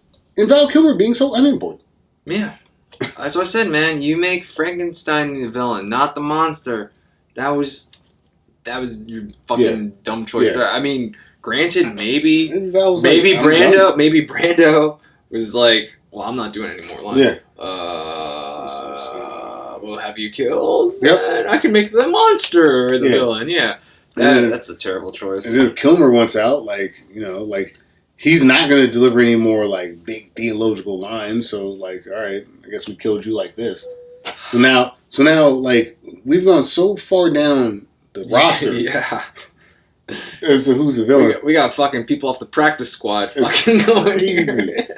And then that bullshit-ass monologue at the end. The more I look at man, I wonder, are we so different than the animals? Yes. Yeah, dude. Yeah, fucking... Yeah, humans argue and they get into wars and shit sometimes. But, like, I don't know, like, we're not doing... Well, not all the time. We're not doing genetic experiments and zapping animals and shit like that. Like, yeah, we're different, bro. Like, most people aren't fucking monsters, man. I don't know. It was a weird-ass ending. It was weird. Yeah. I really don't know what else to add other than the movie really falls apart after Moreau dies. Yeah, okay? Yeah. What a fucking nightmare. Thankfully, though, both of these movies are just a little bit over an hour and a half. Yes. They're not like 2-hour epics. Man, that was my favorite part. Yeah. Because when I watched the first one, I was like, all right, hour and a half. It got a little choppy for me throughout it. And then when I saw the next one, I was like, Brando and Kilmer. Oh, we're going to do like 2.5 hours. Yeah. It's going to be one of those movies. It was even shorter than the original. So good. Loved it. What do you think about the effects? Well, I guess when you talk about the effects, you're talking mostly about the makeup jobs of the humanimals. And, you know, I think each film in their respective era works. I think they look more human in 77. Yeah. They look more animal in the remake. Real Planet of the Apes type situation. I got mad Planet of the Apes vibes, especially from the original film. It was like, maybe they just used some leftover masks or something. Yeah. I love both films. Mostly use practical effects. Oh. There's CGI for the Lomai character. Anytime any of the animals have to move or humanimals have to move like animals, they use CGI because human can't move like that. And it doesn't look good, but the makeup job, I would say for the most part, looks pretty good. you know, it looks cheesy in the original. They look more animal in the remake, but for what they had, I think both films looked fine. Yeah, makeup wise. There's like those weird CGI rats at some point in the remake. Yeah, that was bad. When they were doing practical effects, I think it was overall pretty clean. Yeah, I think I maybe noticed a weird thing. Like Hyena lifted his head, and I saw his chin, and I can kind of see like where they glued the prosthetic. But other than that, it was pretty solid. You know, I know we had that Cats movie. Out. It was all CGI, which I saw that. Looks. You saw that? I didn't see that. I just saw trailers. I saw that garbage.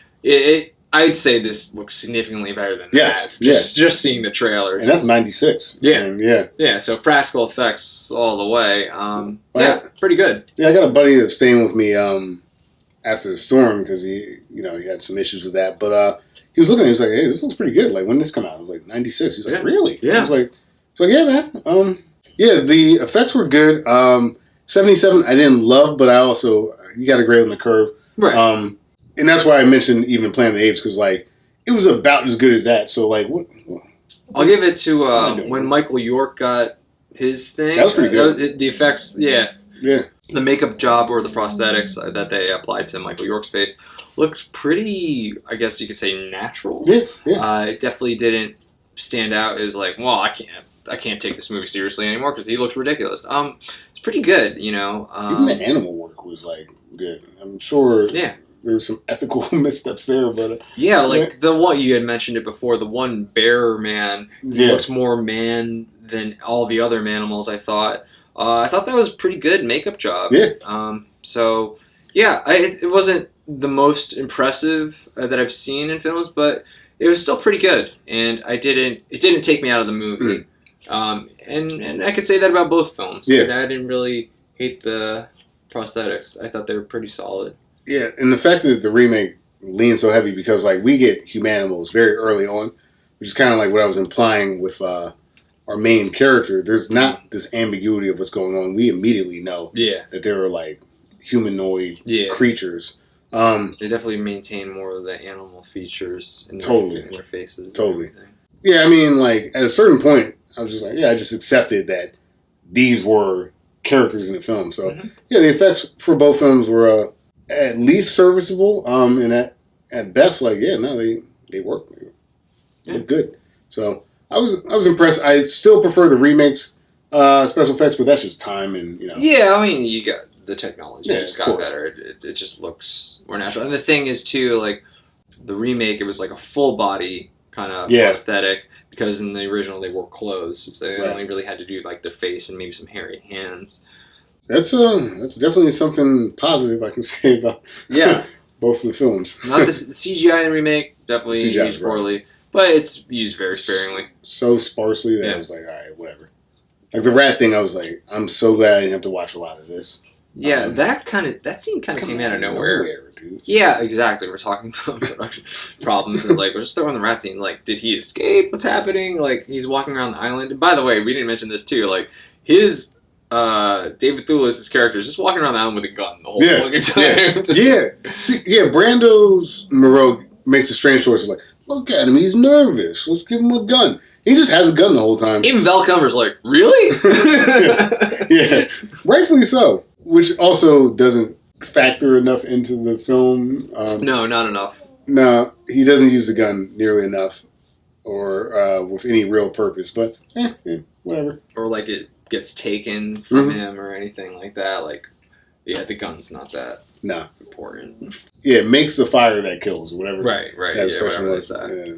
I didn't really pay attention to any of the music. I don't know if you've got any notes. Not really. I have no notes. There weren't any pop. Like, the only thing that I could say is because I had the subtitles on, so I know that, like, Brando, like, played that Chopin duet, and that's cool. And then that was cool. He played some Gershwin, which is always nice. Love hearing some Gershwin. But, it's an interesting thing just to see the Doctor just playing some piano, and, like, that's a big piece of humanity is music in general. And like, so to introduce that, I thought was compelling, but ultimately not really. It wasn't that compelling. It was compelling, but it wasn't, right? Like when he tried to kind of appeal to their Because they were playing the piano but when he... That was a good scene. Yeah, that was a good scene. Again, when Brando's on the screen, it's bizarre and you're fixed on it. It's so crazy that like Brando phoning it in is like some of the best shit in this movie. Like he didn't give one fuck. No, not one. What's the line? There's a APB. Yeah. Police cruisers needed for 7-Eleven. A robbery in progress. I was like, what are you doing? It's just, man, in the costumes. I mean, like, I'll say that. We don't usually talk about this, but whoever was in charge of Brando's costumes. That's probably Brando. I know. Well, you know what? Bravo, sir. Bravo. Well, man, that was something. I guess I'll ask the question. Dan, should these movies exist? So we talked a lot about like just how weird things got on that remake and like the friction between Brando and Val Kilmer's character and it's just how bizarre it was and there's a lot of memorable things from that remake. Obviously everything Brando did was just like I remember because it's just such a weird choice. But like I said, after his character dies, the whole movie kind of just falls the fuck apart. Yeah, it does. And we're talking about themes of the 77 film and just like that whole conflict of humanity versus like animal instinct. Like which one's gonna win? Which one's gonna take over? And like kind of a nature versus nurture thing, which is very interesting and very compelling. And none of that was in the remake. No. And as weird and as interesting as the remake can get, at the end of the day, I just gotta say no. Yeah, I don't think this remake should exist because it's just not a good story at all. Right. I said before, you make Frankenstein the villain, not the monster, and that's what they did, and they probably did it, like I said, because Brando didn't want to do it, Kilmer didn't want to do it, right. So holy fuck, I hope this guy wants to do it.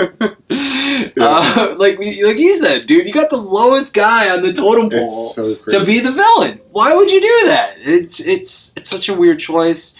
The setup of the remake is really good. I would almost say strong, but it just falls apart. Like I like the idea of this scientist kind of becoming a god and like just reigning over his creations, but Brando didn't even do that. Like he was very sympathetic in certain points and kind of empathetic with his creations. He didn't want to be judge, jury, and executioner, especially not an executioner.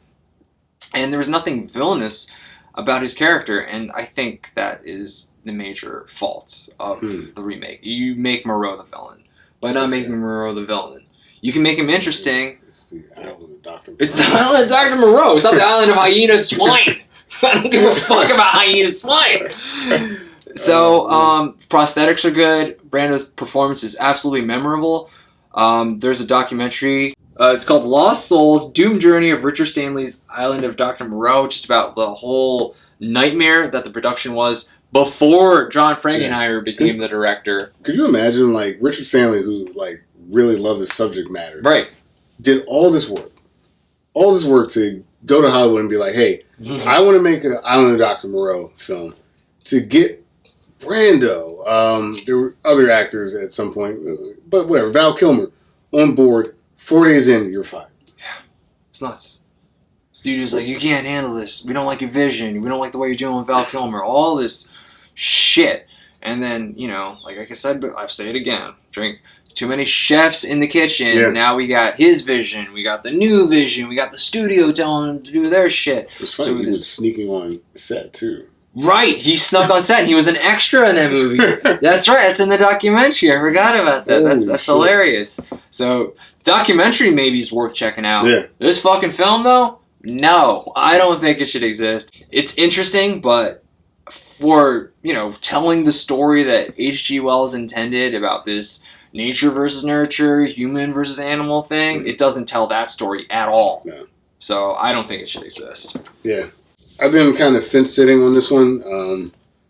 I'll say this, like, for me, watching through the original film, one, I thought that the themes in the original film were much more, like, clear, consistent, obvious, but, like, not in a bad way, right? Like, I think that the story that they were trying to tell, they told, and I was slightly bored by the lack of actual character building, right? All the characters in the original were kind of just, like, generic, right, for the most part. But, like, the overarching theme and story was compelling enough that, you know, I had no problem with, like, watching the film. In the remake, like you mentioned early on, I was really excited because, like, we started building out these characters. Were they great characters? No, but, like, hey, there's more, something to work with. Yeah, it felt like they were having a lot more depth. Yeah. Like, Val Kilmer, to me, like, his arc stopped when he killed the rabbit, you know? It was like, oh, wow, maybe they're going to do something with that. Like, he just... But, like, in the context of nothing happening really after that, why does it matter that Val Kilmer killed the rabbit if he doesn't, like you mentioned, confront Moreau? Mm-hmm. What's the point of Moreau's daughter trying to be more human if we don't complete the circle, right? Like, we just kind of hang her in the next scene. It's really goofy.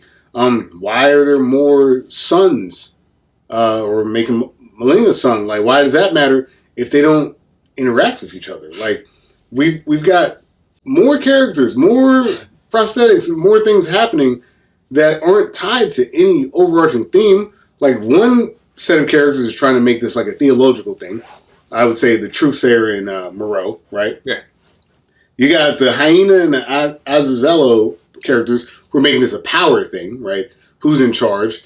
You've got our main character who's trying to make this, and maybe like the daughter who's trying to make this like a morality, like what are the ethics of science story. You got Montgomery who's like, why don't we just have an orgy with these creatures? What was the word? Orgiastic tendencies of Val Kilmer. You know, I think this is what happens when people's lives fall apart, right? Like when Brando, his daughter died at some point during the filming. So that was a big hit. Kilmer was getting divorced. He found out about it on a television interview. Oh, shit. He didn't know. Like, his wife was just like, yeah. Oh, jeez. Now, all of this is going to make it sound like I'm going to say that this shouldn't exist. But, but you know what? Because they attempted to flesh out the characters. They failed, by the way. They failed at that. But I appreciate it, like you mentioned, on the first half of the film, I appreciate the attempt. And it was compelling enough up until Brando's death that, like, I kind of liked somewhat the direction they were going. Like, I know it's a disaster, historical disaster, but, like, for the first half of the film, I was like, all right. You know, I was going through the paces. And Brando's performance, the nonsense of it, the fact that we can, like, go back and visit that, makes this film worth existing. But, like, this is a huge caveat. If you're asking me, should this movie exist as an Island of Dr. Moreau remake? Absolutely fucking not. This is a terrible film. The story is awful. And it's so pretentious. They're trying to make all these big thematic statements that fall flat because you're saying it real stupid. Like, and they never follow through on right. Most of them. That's true. But, like, I will say this, because of the character study that is Marlon Brando, the character study, Val Kilmer really kind of sucks in this. But, like, watching two men's lives fall apart on screen, that's kind of worth watching. So, should the movie exist? No. Should you watch it? Yes. That's the caveat, right? I'll give it that. I think it's watchable just for that because of the disaster that it is. And I would recommend watching that documentary as well. Yes. If you want to, like, knowing what you know, watching that film in that context is kind of interesting. But if you were just watching it as a straight watch, like, I want to watch a story about Dr. Moreau. I read the book. I want to watch the film now. Do not. This is a bad movie. So I should agree with you that this movie should not exist, But I'm glad it exists because of just so weird. Everything about it is just so weird, and I kind of like that. I know I'm flip-flopping, but the movie shouldn't exist, but I'm glad it does. No, I get that. And like we both came to this episode like on the fence. You're like, I don't know. I'm like, I don't know either, man. Mm-hmm. It's a car crash. We can't not look at it. You're watching a train wreck. We're just like, wow, this is so. What the fuck were they thinking? But phoned in not caring Brando is still some damn good cinema. I can't look away. What was that? You know what it is? It's a choice, and at least he made a choice. He made a choice.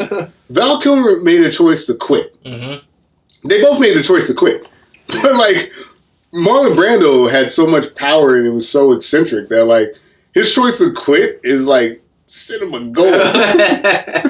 Val Kilmer just like, I don't want to be here. Marlon Brando was like, yeah, what if we get the short guy to play piano with me? I want a nice bucket on my head, and then have what's her name, Baruga poured on my head. Santino, let them destroy themselves. They're animals. They're humanimals anyway. Dude, fucking love Brando, man. I hate this movie. I love Brando.